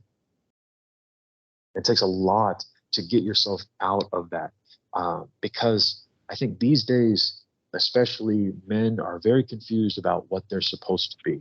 And there's still this societal pressure that exists where they have to be on their guard and they have to be Mr. Tough Guy and all this shit. But there's this outcry on the other end saying, stop being an asshole. And it's really hard. It's really hard to know, like, okay, when am I supposed to be the asshole and when am I supposed to be the gentle giant? And yeah, I can see why there's a lot of dudes who accept like people like Andrew Tate and Jordan Peterson and all these fucking numbskulls.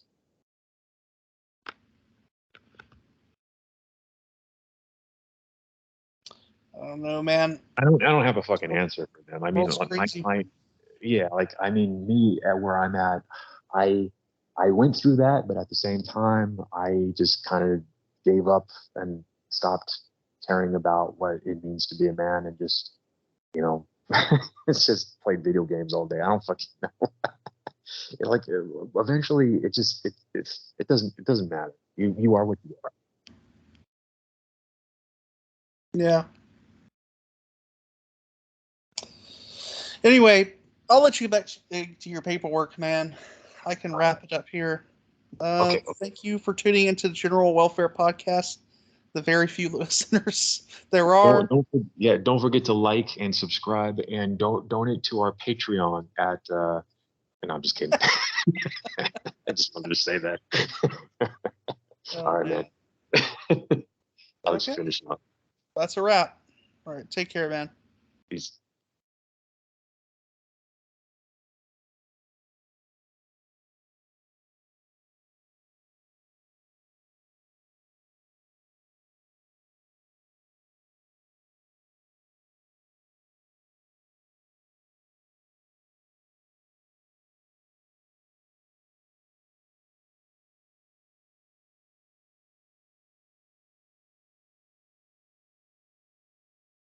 Cool.